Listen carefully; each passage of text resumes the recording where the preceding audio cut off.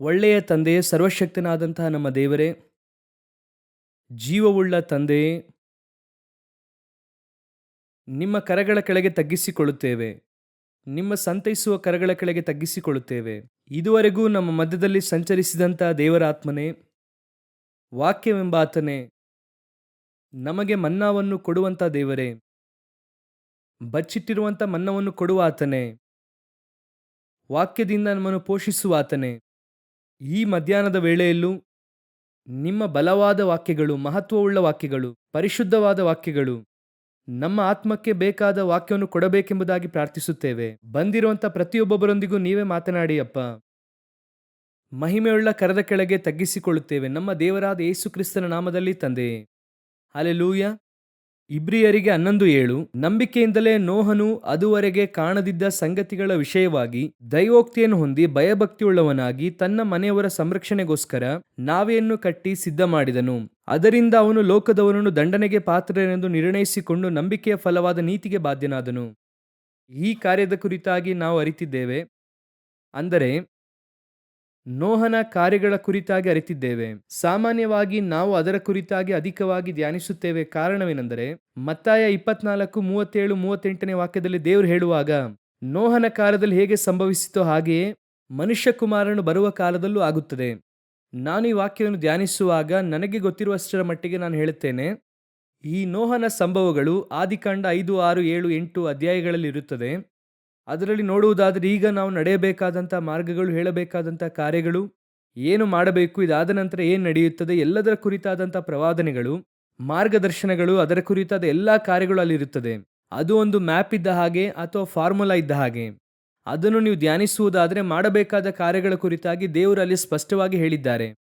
ಹಾಗಾದರೆ ಈ ವಾಕ್ಯವನ್ನು ನಾವು ಓದುವಾಗ ನೋಹನು ನಂಬಿಕೆಯ ಫಲವಾದ ನೀತಿಗೆ ಬಾಧ್ಯನಾದನು ಎಂಬುದಾಗಿ ಇದೆ. ಹಾಗಂದ್ರೆ ಏನೆಂಬುದಾಗಿ ನಾವು ನೋಡುವುದಾದರೆ ಅವನಿಗೆ ನೆಕ್ಸ್ಟು ಬರಲಿಕ್ಕಿರುವಂಥ ಬಹಳ ಮುಖ್ಯವಾದಂತಹ ನೀತಿಗೆ ಬಾಧ್ಯನಾದನು. ಅಂದರೆ ಅವನು ನೆಕ್ಸ್ಟು ನಾವೆಯಿಂದ ಆಚೆ ಬಂದು ಲೋಕವನ್ನು ಸ್ವತಂತ್ರಿಸಿಕೊಳ್ಳಬೇಕು. ನಂಬಿಕೆಯ ಫಲವಾದ ನೀತಿ, ಇದಕ್ಕೆ ಅವನು ಬಾಧ್ಯನಾದನು ಎಂಬುದಾಗಿ ಇದೆ.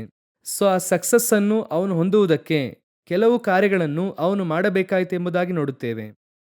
ಈಗ ಈ ಕಾರ್ಯವನ್ನು ನಾವು ನೋಡುವಾಗ ಇದೇ ಕಾಲಘಟ್ಟದಲ್ಲಿ ನಾವು ಕೂಡ ಇದ್ದೇವೆ. ನೋಹನ ಕಾಲಘಟ್ಟದ ಹಾಗೆ ಈಗಲೂ ಕೂಡ ಸ್ಪಿರಿಚುವಲ್ ಆಗಿ ಆ ರೀತಿ ಇರುವಂಥ ನಾವು ಕೆಲವು ಕಾರ್ಯಗಳನ್ನು ಮಾಡಿದರೆ ಮಾತ್ರವೇ ನೋಹನ ಹಾಗೆ ನೆಕ್ಸ್ಟ್ ಬರಲಿಕ್ಕಿರುವಂಥ ಒಂದು ಆತ್ಮಿಕವಾದ ಲೋಕ, ಆತ್ಮಿಕವಾದಂಥ ರಾಜ್ಯ ಅಥವಾ ಪರಲೋಕದಲ್ಲಿ ನಮಗೆ ಇರುವಂಥ 1000 ವರ್ಷ ಆಳ್ವಿಕೆ, ಈ ರೀತಿ ಅನೇಕ ಇದೆ. ಇದನ್ನು ನಾವು ಸ್ವತಂತ್ರಿಸಿಕೊಳ್ಳಬೇಕು.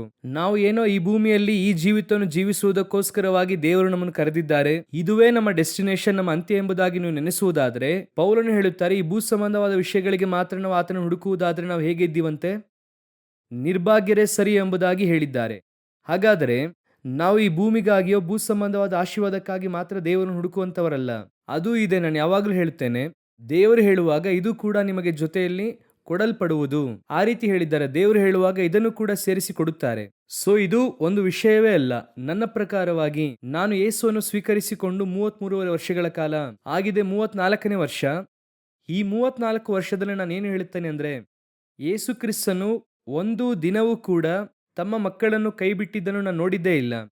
ನನ್ನನ್ನು ಒಂದು ದಿನವೂ ಕೂಡ ಅವರು ಕೈ ಬಿಟ್ಟಿದ್ದಾಗಲಿ ಅಗಲಿ ಹೋಗಿದ್ದೇ ಆಗಲಿ ಇಲ್ಲವೇ ಇಲ್ಲ. ನಾನು ಎಷ್ಟೋ ಸಾರಿ ಅವರನ್ನು ಬಿಟ್ಟು ಹೋಗಿದ್ದೇನೆ, ಆದರೆ ಒಂದು ಸಾರಿಯೂ ಕೂಡ ಅವರು ನನ್ನನ್ನು ಬಿಟ್ಟು ಹೋಗಿದ್ದೇ ಇಲ್ಲ. ಅವರು ಮತ್ತೆ ನಮ್ಮನ್ನು ಸಂತೈಸುವವರಾಗಿಯೇ ಇದ್ದಾರೆ. ಅಷ್ಟರ ಮಟ್ಟಿಗೆ ಭದ್ರವಾಗಿ ನೋಡಿಕೊಳ್ಳುವಂತಹ ದೇವರು. ಆ ರೀತಿಯಾದಂತಹ ದೇವರು ಇಷ್ಟು ಕಾರ್ಯಗಳನ್ನು ಮಾಡುವಂಥವರನ್ನು ಹೋಗಿ ಇನ್ನು ನಾನು ಅದಕ್ಕಾಗಿಯೇ ದೇವರನ್ನು ಹುಡುಕುತ್ತೇನೆ ಅಂದರೆ ಇಲ್ಲ. ನಾವು ಅದನ್ನು ದಾಟಿ ಒಬ್ಬ ಗಂಡ ಹೆಂಡತಿಯನ್ನು ಪ್ರೀತಿಸುವುದು, ಹೆಂಡತಿ ಗಂಡನನ್ನು ಪ್ರೀತಿಸುವುದು, ಹೆತ್ತವರು ಮಕ್ಕಳನ್ನು ಪ್ರೀತಿಸುವುದು, ಯಾವುದೇ ಒಂದು ಪ್ರತಿಫಲವನ್ನು ಅವರಿಂದ ಎದುರು ನೋಡದೆ ಅವರು ಪ್ರೀತಿಸುತ್ತಾರೆ. ಆ ಒಂದು ಪ್ರೀತಿಯೇ ದೇವರು ನಮ್ಮ ಮೇಲೆ ಇಟ್ಟಿರುವಂಥದ್ದು. ಅದೇ ಪ್ರೀತಿಯನ್ನು ಅವರು ನಮ್ಮಿಂದ ಎದುರು ನೋಡುತ್ತಿದ್ದಾರೆ. ಅಷ್ಟೇನೆ. ಯೇಸು ಕ್ರಿಸ್ತನು ನಮ್ಮನ್ನು ಯಾತಕ್ಕಾಗಿ ಪ್ರೀತಿಸಬೇಕು? ಸ್ವಲ್ಪ ಕೂತು ಯೋಚನೆ ಮಾಡಿ ನೋಡಿ. ಅವರು ನಮ್ಮನ್ನು ಪ್ರೀತಿಸುವುದಕ್ಕೆ ನಮ್ಮ ಹತ್ರ ಏನಿದೆ? ಯಾವುದಾದ್ರೂ 1% ಇದೆಯಾ ಎಂಬುದಾಗಿ ಯೋಚನೆ ಮಾಡಿ ನೋಡಿ. ಯಾವುದು ಕೂಡ ಇಲ್ಲ. ನಮ್ಮನ್ನೆಲ್ಲ ದೇವರು ಪ್ರೀತಿಸುತ್ತಾರೆ ಎನ್ನುವಂಥದ್ದು ನಿಜವಾಗ್ಲೂ ದೊಡ್ಡ ವಿಷಯವೇ. ಆ ರೀತಿಯಾಗಿರುವಾಗ ಆ ಪ್ರೀತಿಯನ್ನು ಅವರು ಎದುರು ನೋಡುವಂಥದ್ದು ಅದು ಸಹಜ ತಾನೆ. ತೋರಿಸುವ ಪ್ರೀತಿಯನ್ನು ಮತ್ತೆ ಏನ್ ಮಾಡಬೇಕು? ತೋರಿಸಬೇಕು ಎಂಬುದಾಗಿ. ಹಾಗಾದ್ರೆ ದೇವರು ಎಲ್ಲವನ್ನೂ ಕೂಡ ಉದ್ದೇಶಪೂರ್ವಕವಾಗಿ ಮಾಡುತ್ತಾರೆ ಎಂಬುದಾಗಿ ನಾವು ನೋಡುತ್ತೇವೆ. ಈ ಸ್ಥಳದಲ್ಲಿ ವಾಕ್ಯವನ್ನು ಓದುವಾಗ 7ನೇ ವಾಕ್ಯದಲ್ಲಿ, ನೋಹನು ಭಯಭಕ್ತಿಯುಳ್ಳವನಾಗಿ ತನ್ನ ಮನೆಯವರ ಸಂರಕ್ಷಣೆಗೋಸ್ಕರ ನಾವೆಯನ್ನು ಕಟ್ಟಿ ಸಿದ್ಧ ಮಾಡಿದನೆಂಬುದಾಗಿ ನಾವು ನೋಡುತ್ತೇವೆ. ಆದರೆ ಕರ್ತನ ಉದ್ದೇಶ ಅದು ಮಾತ್ರವಲ್ಲ, ಆದರೆ ಅದು ಕೂಡ ಕರ್ತನ ಉದ್ದೇಶದಲ್ಲಿದೆ. ಆ ಸ್ಥಳದಲ್ಲಿ. ಆದರೆ ದೇವರ ಉದ್ದೇಶದಲ್ಲಿ ಅದು ಮಾತ್ರವಲ್ಲ, ಇನ್ನೂ ಕೆಲವು ಕಾರ್ಯಗಳಿದೆ. ಮೊದಲನೆಯದಾಗಿ 3 ಮುಖ್ಯವಾದ ವಿಷಯವನ್ನು ದೇವರು ನಾವೆಯಲ್ಲಿ ಮಾಡುತ್ತಾರೆ. ನಾವೆಯಲ್ಲಿ ಇಡುವುದಕ್ಕೆ ಹೇಳುತ್ತಾರೆ 3 ವಿಷಯವನ್ನು. ಆದರೆ ನೋಹನು ಈ ವಾಕ್ಯವನ್ನು ಓದುವಾಗ ಭಯಭಕ್ತಿಯುಳ್ಳವನಾಗಿ ಏನ್ ಮಾಡ್ದ ಅಂದ್ರೆ, ನಾವೆಯೊಳಗೆ ತನ್ನ ಕುಟುಂಬವನ್ನು ರಕ್ಷಿಸುವಂತೆ ಎಂಬುದಾಗಿ ವಾಕ್ಯವು ಹೇಳುತ್ತದೆ. ಆದರೆ ಕರ್ತನ ಉದ್ದೇಶವು ಏನೆಂಬುದಾಗಿ ಓದಿ ನೋಡಿರಿ. ಮೊದಲನೆಯದಾಗಿ ಆದಿಕಾಂಡ ಪುಸ್ತಕ 6ನೇ ಅಧ್ಯಾಯ 18ನೇ ವಾಕ್ಯವನ್ನು ಓದಿ ನೋಡಿರಿ. ಆದಿಕಾಂಡ ಪುಸ್ತಕ 6:18. ಆದರೆ ನಿನ್ನ ಕೂಡ ನನ್ನ ನಿಬಂಧನೆಯನ್ನು ಮಾಡುತ್ತೇನೆ, ನೀನು ಹೆಂಡತಿ ಮಕ್ಕಳು ಸೊಸೆಯರ ಸಹಿತವಾಗಿ ನಾವೆಯಲ್ಲಿ ಸೇರಬೇಕು. ಮೊದಲನೆಯದಾಗಿ ದೇವರ ಉದ್ದೇಶವು ಏನೆಂದರೆ, ಫಸ್ಟ್ ನಾವೆಯಲ್ಲಿ ಇರಬೇಕಾದಂಥವ್ರು ಯಾರೆಂಬುದಾಗಿ ನೋಡುವುದಾದರೆ ನೋಹನು, ಅವನ ಮಕ್ಕಳು, ಅವನ ಹೆಂಡತಿಯು, ಮಕ್ಕಳು, ಅವನ ಸೊಸೆಯರು ಎಂಬುದಾಗಿ ಇದೆ. ನೀವೀಗ ಇಬ್ರಿಯರಿಗೆ ಬರೆದ ಪತ್ರಿಕೆ 11ನೇ 7ನೇ ಅಧ್ಯಾಯ ವಾಕ್ಯವನ್ನು ಪುನಃ ಓದಿ ನೋಡೋಣ. ನಂಬಿಕೆಯಿಂದಲೇ ನೋಹನು ಅದುವರೆಗೆ ಕಾಣದಿದ್ದ ಸಂಗತಿಗಳ ವಿಷಯವಾಗಿ ದೈವೋಕ್ತಿಯನ್ನು ಹೊಂದಿ ಭಯಭಕ್ತಿಯುಳ್ಳವನಾಗಿ ತನ್ನ ಮನೆಯವರ ಸಂರಕ್ಷಣೆಗೋಸ್ಕರ ನಾವೆಯನ್ನು ಕಟ್ಟಿ ಸಿದ್ಧ ಮಾಡಿದನು. ಇದನ್ನೇ ದೇವರು ಮೊದಲನೇದಾಗಿ ಹೇಳುತ್ತಾರೆ, ನೀನು, ನಿನ್ನ ಮಕ್ಕಳು, ನಿನ್ನ ಹೆಂಡತಿಯು, ಸೊಸೆಯರು ನಾವೆಯೊಳಗೆ ಪ್ರವೇಶಿಸಿರಿ. ಇದು ದೇವರು ಮೊದಲನೇದಾಗಿ ಹೇಳಿದ್ದು. ದೇವರು ಈಗ ನೋಹನಿಗೆ ಒಂದು ನಾವೆಯನ್ನು ಉಂಟು ಮಾಡುವುದಕ್ಕೆ ಹೇಳಿ ಅದರಲ್ಲಿ ಫಸ್ಟ್ ಹೋಗಬೇಕೆಂಬುದಾಗಿ ಇವರ ಕುರಿತು ಹೇಳುತ್ತಾರೆ. ನೋಹನು ಈಗ ಫಸ್ಟ್ ಅದನ್ನೇ ಕರೆಕ್ಟ್ ಆಗಿ ಮಾಡುತ್ತಾರೆ. ವಾಕ್ಯ ಹೇಳುತ್ತದೆ, ನೋಹನು ತನ್ನ ಕುಟುಂಬದ ಸಂರಕ್ಷಣೆಗೋಸ್ಕರ ನಾವೆಯನ್ನು ಕಟ್ಟಿ ಸಿದ್ಧ ಮಾಡಿದನು. ಇದು ಮೊದಲನೆಯದಾಗಿ ನಾವೆಯಲ್ಲಿರಬೇಕಾದಂತ ಬಹಳ ಇಂಪಾರ್ಟೆಂಟ್ ಆದಂತ ವಿಷಯ. ಇವತ್ತು ನಾವು ದೇವರ ಬರೋಣದಲ್ಲಿ ನಾವು ಪ್ರವೇಶಿಸಲಿದ್ದೇವೆ. ಕರ್ತನು ನಮಗೆಂದು ಒಂದು ಸ್ಥಳವನ್ನು ಸಿದ್ಧ ಮಾಡಿ ಇಟ್ಟಿದ್ದಾರೆ. ಕರ್ತನು ನಮ್ಮನ್ನೇನ್ ಮಾಡ್ತಾರೆ, ತೆಗೆದುಕೊಂಡು ಹೋಗಿ ಅಲ್ಲಿ ಇಡುತ್ತಾರೆ. ನಾನು ಎಲ್ಲಿ ಇದ್ದೇನೋ ಅಲ್ಲಿ ನೀನು ಇರಬೇಕೆಂಬುದಾಗಿ ದೇವರು ವಾಗ್ದಾನ ಮಾಡಿದ್ದಾರೆ. ಅದರಲ್ಲಿ ಮೊದಲನೆಯದಾಗಿ ಪ್ರವೇಶಿಸಬೇಕಾದವರು ಯಾರೆಂಬುದಾಗಿ ನೋಡುವುದಾದರೆ, ಮೊದಲನೆಯದಾಗಿ ನಾವು ನಮ್ಮ ಕುಟುಂಬದವರು ಈ ನಾವೆಯೊಳಗೆ ಪ್ರವೇಶಿಸುವವರಾಗಿ ಕಾಣಲ್ಪಡಬೇಕು. ಈಗ ಇಲ್ಲಿ ನಾವು, ನನ್ನ ಕುಟುಂಬವು ಪ್ರವೇಶಿಸಬೇಕು. ಅನೇಕರ ಮನೆಗೆ ಹೋದ್ರೆ ಒಂದು ವಾಕ್ಯ ಇರುತ್ತದೆ, ನಾನು ನನ್ನ ಮನೆಯವರು ಯೆಹೋವನನ್ನೇ ಸೇವಿಸುವೆವು ಎಂಬುದಾಗಿ. ನಾನು ನನ್ನ ಮನೆಯವರು ಯೆಹೋವನನ್ನೇ ಸೇವಿಸುತ್ತಾ ಇದ್ದೇವಾ? ಇವತ್ತು ಕ್ರೈಸ್ತ ಕುಟುಂಬದ ಕುರಿತಾಗಿ ನಾನು ಮಾತನಾಡುತ್ತಿದ್ದೇನೆ. ಇವತ್ತು ಕ್ರೈಸ್ತ ಕುಟುಂಬದಲ್ಲಿ ಎಷ್ಟು ಕುಟುಂಬಗಳು ಹೇಳುವುದಕ್ಕೆ ಸಾಧ್ಯ? 100% ನಾವು ದೇವರ ಬರೋಣದಲ್ಲಿ ಹೋಗುತ್ತೇವೆ. ನಾನು, ನನ್ನ ಕುಟುಂಬದವರು, ಮಕ್ಕಳು ನಾವು ಖಂಡಿತವಾಗಿ ಹೋಗುತ್ತೇವೆ ಎನ್ನುವಂಥ ನಿಶ್ಚಯ ಎಷ್ಟು ಜನರಿಗೆ ಇದೆ ಎಂಬುದಾಗಿ ನಾವು ನೋಡಬೇಕು. ಈ ಕಾಲಘಟ್ಟವನ್ನು ಕಳೆದ ಒಂದು 20 ವರ್ಷಗಳನ್ನು ತೆಗೆದು ನೋಡುವಾಗ ಅನೇಕ ಕುಟುಂಬಗಳು, ಒಂದು ಕಡೆ ಕುಟುಂಬ ಒಡೆಯುತ್ತಾ ಇದೆ, ಕುಟುಂಬವನ್ನು ಒಂದು ಕಡೆ ಸೈತಾನ ಏನ್ ಮಾಡುತ್ತಾ ಇದ್ದಾನೆ, ಮುರಿಯುತ್ತಾ ಇದ್ದಾನೆ. ಇನ್ನೊಂದು ಕಡೆ ಹೆತ್ತವರಿಗೂ ಹಾಗೂ ಮಕ್ಕಳ ನಡುವೆ ದೊಡ್ಡ ಗ್ಯಾಪ್ ಇದೆ. ಕೇಳಿದ್ರೆ ಅದಕ್ಕೆ ಜನರೇಷನ್ ಗ್ಯಾಪ್ ಏನೇನು ಹೇಳುತ್ತಾರೆ, ದೊಡ್ಡ ಗ್ಯಾಪ್. ಈಗ ಮಕ್ಕಳು ಕ್ರಿಸ್ತನಲ್ಲಿ ಬರುತ್ತಾರಾ, ನಾವೆಯೊಳಗೆ ಬರುತ್ತಾರಾ? ಬಟ್ ಇವರೆಲ್ಲರೂ ಕೂಡ ಕ್ರಿಶ್ಚಿಯನ್, ಇದೇ ಇಲ್ಲಿ ಇಂಪಾರ್ಟೆಂಟ್. ಇವರೆಲ್ಲರೂ ಕೂಡ ಕ್ರೈಸ್ತರೇ. ಇನ್ನೂ ಹೇಳಬೇಕಂದ್ರೆ ಇವರು ಆಲಯಕ್ಕೂ ಕೂಡ ಒಟ್ಟಾಗಿ ಬರುತ್ತಾರೆ. ಆಲಯಕ್ಕೆ ಬಂದು ಒಂದು ಕುಟುಂಬದಲ್ಲಿ 4 ಜನ ಇದ್ದೀರಿ ಎಂಬುದಾಗಿ ಇಟ್ಟುಕೊಳ್ಳಿ, ಗಂಡ ಹೆಂಡತಿ 2 ಮಕ್ಕಳು. ಅಪ್ರಾಕ್ಸಿಮೇಟ್ ಆಗಿ ಈ 4 ಜನರು ಕೂಡ ಒನ್ನೆಸ್ ಆಗಿ ಒಂದೇ ಮನಸ್ಸಿನಿಂದ ಆಲಯದಲ್ಲಿ ಕೂರುವುದಕ್ಕೆ ಸಾಧ್ಯವಾಗ್ತಿದೆಯಾ? ನಿಮ್ಮಿಂದ ಕೂರುವುದಕ್ಕೆ ಸಾಧ್ಯವಾಗ್ತಿದೆಯಾ? ಅಥವಾ ಒಂದೇ ಮನಸ್ಸಿನಿಂದ ಕುಟುಂಬವನ್ನು ನಡೆಸುವುದಕ್ಕೆ ನಿಮ್ದು ಆಗ್ತಿದೆಯಾ? ಅದೇ ಮೊದಲನೇದಾಗಿ ನಾವು ನೋಡಬೇಕಾದ 2 ವಿಷಯಗಳಿದೆ. ಒಂದು ಗ್ರೂಪ್ ಇದೆ, ಅವರು ಚೆನ್ನಾಗಿ ಸೇವೆ ಮಾಡುತ್ತಾರೆ, ಬಹಳ ಚೆನ್ನಾಗಿ ಸೇವೆ ಮಾಡುತ್ತಾರೆ. ಆದರೆ ಅವರ ಕುಟುಂಬ ನೋಡುವುದಾದರೆ ಸಮಸ್ಯೆಯಲ್ಲಿ ಇದೆ. ನೋಹನಿಗೆ ದೇವರೊಂದು ದರ್ಶನವನ್ನು ಕೊಡುತ್ತಾರೆ. ಏನು ಕೊಡುತ್ತಾರೆ ಅಂದ್ರೆ, ಆ ವಾಕ್ಯವನ್ನು ನೀವು ಓದುದ್ರಿ ಅಲ್ವಾ, ಅದುವರೆಗೂ ಕಾಣದಿದ್ದ ಸಂಗತಿಗಳ ವಿಷಯವಾಗಿ ನೋಹನು ದೈವೋಕ್ತಿಯನ್ನು ಹೊಂದಿ. ದೇವರೀಗ ಏನು ಹೇಳಿರುತ್ತಾರೆ ಅಂದ್ರೆ ನೋಹನಿಗೆ, ಏನಪ್ಪಾ ಎಷ್ಟು ವರ್ಷ ಎಂಬುದಾಗಿ ಹೇಳಿರುವುದಿಲ್ಲ, ಇನ್ನು ಸ್ವಲ್ಪ ದಿನಗಳಲ್ಲಿ ಲೋಕವು ನಾಶವಾಗಲಿದೆ, ನೀನು ನಾವೇನು ಕಟ್ಟಬೇಕು. ಇಲ್ಲಿ ಹೇಳುತ್ತಾರೆ ಜಲಪ್ರಳಯ ಬರಲಿದೆ, ನೀನು ನಾವೇನು ಕಟ್ಟು. ಈ ರೀತಿಯಾಗಿ ದೇವರು ಹೇಳಿ ಆ ಜಲಪ್ರಳಯ ಉಂಟಾಗಿದ್ದಕ್ಕೆ ಇದರ ನಡುವೆ ಇದ್ದಂತ ಅಂತರದ ಕಾಲ ಎಷ್ಟು ವರ್ಷ ಎಂಬುದಾಗಿ ನೋಡುವುದಾದರೆ 100 ವರ್ಷಗಳು, ಹೆಚ್ಚು ಕಮ್ಮಿ 100 ವರ್ಷಗಳು. ನೀವು ಆ 5ನೇ ಅಧ್ಯಾಯ ಕಡೆಯ ವಾಕ್ಯವನ್ನು ಓದಿ ನೋಡಿರಿ. ಆದಿಕಾಂಡ 5ನೇ ಅಧ್ಯಾಯ 32ನೇ ವಾಕ್ಯ. ನೋಹನು 500 ವರ್ಷದವನಾದಾಗ ಶೇಮ್, ಆಮ್, ಯಾಫೆತ್ ಎಂಬ 3 ಮಂದಿ ಮಕ್ಕಳನ್ನು ಪಡೆದನು. 7ನೇ ಅಧ್ಯಾಯ 11ನೇ ವಾಕ್ಯ. ನೋಹನ ಜೀವಮಾನದ 600ನೇ ವರ್ಷದ 2ನೆಯ ತಿಂಗಳಿನ 17ನೆಯ ದಿನದಲ್ಲಿ ಭೂಮಿಯ ಕೆಳಗಿರುವ ಸಾಗರದ ಸೆಲೆಗಳು ಒಡೆದವು, ಆಕಾಶದ ತುಬುಗಳು ತೆರೆದವು. ಹೆಚ್ಚು ಕಮ್ಮಿ ನೋಹನೊಂದಿಗೆ ದೇವರು ಮೊದಲನೇ ಸಾರಿ ದರ್ಶನ ಕೊಟ್ಟು ಮಾತನಾಡುವುದಕ್ಕೆ ಆರಂಭಿಸಿ ಜಲಪ್ರಳಯ ಬರುವುದಕ್ಕೆ 100 ವರ್ಷ, ಕೆಲವು ವೇದ ಪಂಡಿತರು 120 ವರ್ಷ ಎಂದು ಹೇಳುತ್ತಾರೆ. ಹೆಚ್ಚು ಕಮ್ಮಿ 100ರಿಂದ 120 ವರ್ಷ ಅಂತ ಇಟ್ಕೊಳ್ಳಿ. ಒಂದು ದರ್ಶನ ಸಿಗುತ್ತದೆ ನೋಹನಿಗೆ. ದೇವರು ಮಾತನಾಡುತ್ತಾರೆ, ಏನ್ ಮಾಡು, ಲೋಕವೇ ನಾಶನವಾಗಲಿದೆ, ಒಂದು ನಾವೇನು ಕಟ್ಟು. ಈ ದರ್ಶನವನ್ನು ನೋಹನಿಂದ ತನ್ನ ಹೆಂಡತಿಯಲ್ಲೂ ಕೂಡ ತರುವುದಕ್ಕೆ ಸಾಧ್ಯವಾಯಿತು. ನೋಡಿರಿ, 100 ವರ್ಷ. ಇವತ್ತು ನೀವು ಈ ದರ್ಶನವನ್ನು ಪಾರ್ಟ್ನರ್ ಗಂಡ ಹೆಂಡತಿಯಲ್ಲಿಯೋ ಹೆಂಡತಿ ಗಂಡನಲ್ಲಿಯೋ ದರ್ಶನವನ್ನು ಕೊಂಡೊಯ್ಯುವುದಕ್ಕೆ ಸಾಧ್ಯವಾಗ್ತಿದೆಯಾ? ನಿಮ್ಮಿಂದ ಕಾರ್ಯವನ್ನು ಮಾಡುವುದಕ್ಕೆ ಆಗುತ್ತಾ ಇದೆಯಾ ಎಂಬುದಾಗಿ ನೋಡಿ. ನಾನು ಹೇಳುತ್ತಿರುವಂಥದ್ದು ಲೋಕದ ಕಾರ್ಯಗಳನ್ನು ಮೊದಲುಗೊಂಡು ಒಂದು ಕುಟುಂಬದಲ್ಲಿ ಒಂದು ಡಿಸಿಷನ್ ತೆಗೆದುಕೊಳ್ಳಬೇಕು ಅಂದರೆ ಗಂಡ ಹೆಂಡತಿ ಇಬ್ಬರೂ ಕೂಡ ಸೇರಿ ತೆಗೆದುಕೊಳ್ಳುವುದಕ್ಕೆ ಆಗ್ತಿದೆಯಾ ಅಂತ ನೋಡಿ. ಆ ರೀತಿ ತೆಗೆದುಕೊಳ್ಳುವುದಕ್ಕೆ ಆಗದೇ ಇರುವಂಥವ್ರು ಹೇಗೆ ಒಂದು ಆತ್ಮಿಕ ಡಿಸಿಷನ್ ಮಾಡುತ್ತೀರಾ? ಹೇಗೆ ಒಂದು ದರ್ಶನವನ್ನು ಹೊಂದಿಕೊಳ್ಳುತ್ತೀರಾ? ಹೇಗೆ ಒಂದು ಸೇವೆಯನ್ನು ಸೇರಿ ಮಾಡುತ್ತೀರಾ? ಕಾರಣವೇನು? ಕರ್ತನೇ ನಿಮ್ಮೊಂದಿಗೆ ಮಾತನಾಡುತ್ತಿದ್ದಾರೆ, ಕರ್ತನೇ ಒಂದು ಕಾರ್ಯವನ್ನು ಹೇಳುತ್ತಿದ್ದಾರೆ, ಅದನ್ನು ಯಾಕೆ ನಿಮ್ಮಿಂದ ನಿಮ್ಮ ಪಾರ್ಟ್ನರ್ಗೆ ಕೊಂಡೊಯ್ಯುವುದಕ್ಕೆ ಆಗ್ತಿಲ್ಲ? ಅದರ ಅರ್ಥ ಏನಂದರೆ ಅವರಿಬ್ಬರಿಂದ ಒಂದೇ ಮನೆಯಲ್ಲಿದ್ದಾರೆ, 10 ವರ್ಷ 20 ವರ್ಷ 40 ವರ್ಷಗಳಿಂದ ಇದ್ದಾರೆ, ಅವರಲ್ಲಿ ಒಮ್ಮನಸ್ಸಿಲ್ಲ. ಅದೇ ವಿಷಯವಾಗಿದೆ, ಒಂದು ಒನ್ನೆಸ್. ಒಂದು ವಿಷಯವನ್ನು ಈಗ ದೇವರು ಹೇಳುತ್ತಾರೆ, ಇದನ್ನು ದೇವರು ಹೇಳುತ್ತಿದ್ದಾರೆ ಎಂಬುದಾಗಿ ಅವರಿಂದ ಅರ್ಥ ಮಾಡಿಕೊಳ್ಳಕ್ಕಾಗ್ತಿಲ್ಲ. ಅವರಿಬ್ಬರು ಒಂದೇ ಶರೀರವಾಗಿರುತ್ತಾರೆ ಎಂಬುದಾಗಿ ವಾಕ್ಯ ಹೇಳುತ್ತದೆ. ನಾವು ಕೂಡ ಅದೇ ರೀತಿಯಾಗಿ ಒಂದು ಆಶ್ವಾಸನೆಯನ್ನು ನಾವು ಕೊಟ್ಟು ಬರುತ್ತೇವೆ. ಅವರನ್ನು ಕೊಂಡು ಬರುವಾಗ ನಮ್ಮಿಂದ ಏನು ಮಾಡೋಕ್ಕಾಗ್ತಾ ಇಲ್ಲ ಅಂದರೆ ನಮ್ಮ ಮೆದುಳು ಹೇಳುವುದನ್ನು ಕಾಲು ಮಾಡುತ್ತದೆ, ನಮ್ಮ ಮೆದುಳು ಹೇಳುವುದನ್ನು ಕೈ ಮಾಡುತ್ತದೆ. ಕಣ್ಣಿಂದ ನೀರು ಬಂದಾಗ ಕೈ ಆಟೋಮೆಟಿಕ್ ಆಗಿ ಹೋಗಿ ಒರೆಸುತ್ತದೆ. ಇದಕ್ಕೆ ಮೆದುಳಿಂದ ಒಂದು ಸಿಗ್ನಲ್ ಬರುತ್ತದೆ, ಹೋಗಿ ಒರೆಸು ಎಂಬುದಾಗಿ. ಈಗ ಕಣ್ಣು ಕೇಳಲಿಲ್ಲ, ನೀನು ಒರೆಸು ಎಂಬುದಾಗಿ. ಹಾಗಾದ್ರೆ ಒಂದೇ ಶರೀರ ಅಂದ್ರೆ ಏನು? ಇದು ಹೇಳುವಂಥದ್ದನ್ನು ಇದು ಮಾಡುತ್ತದೆ, ಆ ಒನ್ನೆಸ್ ಬರುತ್ತದೆ ನೋಡಿ. ಆ ರೀತಿಯಾಗಿ ದೇವರ ಯೋಜನೆಯಲ್ಲಿಯೋ ಅಥವಾ ದೇವರು ಲೋಕ ಪ್ರಕಾರವಾಗಿ ಕೊಡುವಂತ ಆಲೋಚನೆಯಲ್ಲಿಯೋ ನಿಮ್ಮಿಂದ ಒಮ್ಮನಸ್ಸಿನಿಂದ ಮಾಡಕ್ಕಾಗ್ತಾ ಇದೆಯಾ? ಒಂದು ಡಾಮಿನೇಷನ್ ಇರುತ್ತದೆ. ಏನ್ ಡಾಮಿನೇಷನ್ ಇರುತ್ತದೆ? ನಾನು ಏನ್ ಹೇಳುತ್ತೇನೋ ಹಾಗೆ ಮಾಡಬೇಕೆಂಬುದಾಗಿ. ಇಲ್ವಾ ಆಗುವುದಿಲ್ಲ ಎಂಬುದಾಗಿ ಹಾಗೆ ಬೇರ್ಪಡುತ್ತಾರೆ. ಇಲ್ಲಿ ಏನಿಲ್ಲ ಎಂಬುದಾಗಿ ಕೇಳುವುದಾದ್ರೆ ಅದನ್ನು ಶೇರ್ ಮಾಡಿ ಅದನ್ನು ಹೇಗೆ ಕೊಂಡು ಹೋಗಬೇಕೆನ್ನುವಂತ ಆ ಒನ್ನೆಸ್ ಇಲ್ಲಿ ಇಲ್ಲ. ಈಗ ನೋಹನಲ್ಲಿ ಒಂದು ದೊಡ್ಡ ದರ್ಶನ, ಯೋಚನೆ ಮಾಡಿ ನೋಡಿ, ಎಂತಹ ದರ್ಶನ ಎಂಬುದಾಗಿ ನೋಡಿ. ನಾನು ಒಂದು ದಿನ ಈ ವಾಕ್ಯವನ್ನು ಓದುವಾಗ ಹಾಗೆ ನೋಡುತ್ತಲೇ ಇದ್ದೆ. ಕೆಲವು ಕಾರ್ಯಗಳನ್ನು ದೇವರಾತ್ಮನು ನನಗೆ ಈ ವಾಕ್ಯದಿಂದ ತಿಳಿಸುವುದಕ್ಕೆ ಆರಂಭಿಸಿದರು. ಉದಾಹರಣೆಗೆ, ಯೇಸು ಈಗ 3.5 ವರ್ಷ ಸೇವೆ ಮಾಡಿದ್ರು. ಆ 3.5 ವರ್ಷ ಸೇವೆ ಮಾಡುವುದಕ್ಕೆ ಯೇಸು ಮಾಡಿದಂಥ ಪ್ರಿಪರೇಷನ್, ಅವರನ್ನು ಪರಲೋಕ ಸಿದ್ಧ ಮಾಡುವಂಥದ್ದು 30 ವರ್ಷ. 30 ವರ್ಷ ಸಿದ್ಧ ಮಾಡಿ ಎಷ್ಟು ವರ್ಷ ಸೇವೆ ಮಾಡಿದ್ದಾರೆ? 3.5 ವರ್ಷ. ಮೋಶೆ ಹೆಚ್ಚು ಕಮ್ಮಿ 40 ವರ್ಷ ಐಗುಪ್ತದಲ್ಲಿದ್ದಾರೆ, 40 ವರ್ಷ ಮಿದ್ಯಾನಲ್ಲಿದ್ದರು, 80 ವರ್ಷ ರೆಡಿಯಾಗಿದ್ದಾರೆ. ಮುಂದಿನ 40 ವರ್ಷ ಏನು ಮಾಡಿದ್ರು? ಸೇವೆ ಮಾಡಿದ್ರು. ಹಾಗಾದರೆ 40 ವರ್ಷ ಸೇವೆಗೆ ಅವರು ಎಷ್ಟು ವರ್ಷ ರೆಡಿ ಆದರು? 80 ವರ್ಷ ರೆಡಿಯಾಗಿದ್ದಾರೆ. ಅಥವಾ ಮಿದ್ಯಾನ್ ದೇಶದ ಮಾತ್ರ ಲೆಕ್ಕ ಮಾಡೋದಾದರೆ 40 ವರ್ಷ ರೆಡಿಯಾಗಿದ್ದಾರೆ. 40 ವರ್ಷದ ಸೇವೆಗೆ 40 ವರ್ಷ ರೆಡಿ. ಈಗ ನೋಹನ ನಾವೇನು ತೆಗೆದುಕೊಳ್ಳಿ, ಹೆಚ್ಚು ಕಮ್ಮಿ 100 ವರ್ಷ ನೋಹ ನಾವೇನು ಕಟ್ಟಿದ್ದಾರೆ. ಆದರೆ ನಾವೇ ಇದ್ದಂತಹ ಸಮಯ ಎಷ್ಟೆಂಬುದಾಗಿ ನೋಡುವುದಾದರೆ ನೆಕ್ಸ್ಟ್ ಈಗ ಇದು 600ನೇ ವರ್ಷದಲ್ಲಿ ಬಂತ. ಮುಂದಿನ ಅಧ್ಯಾಯದಲ್ಲಿ ಓದುವುದಾದರೆ 601ನೇ ವರ್ಷ 1ನೇ ತಿಂಗಳು ಏನಾಯ್ತಂದ್ರೆ ನೋಹನು ನಾವೇನು ಬಿಟ್ಟು ಆಚೆ ಬರುತ್ತಾರೆ. ಸೊ ಹೆಚ್ಚು ಕಮ್ಮಿ 1 ವರ್ಷಗಳ ಕಾಲ ನಾವೇ ಕೆಲಸ ಮಾಡಿದೆ. ಒಟ್ಟಾಗಿ ನಾವೇ ಕೆಲಸ ನಿರ್ವಹಿಸಿದ ಎಷ್ಟು ವರ್ಷ? 1 ವರ್ಷ. ಆದರೆ ಪ್ರಿಪರೇಷನ್ ಎಷ್ಟು ವರ್ಷ? 100 ವರ್ಷ.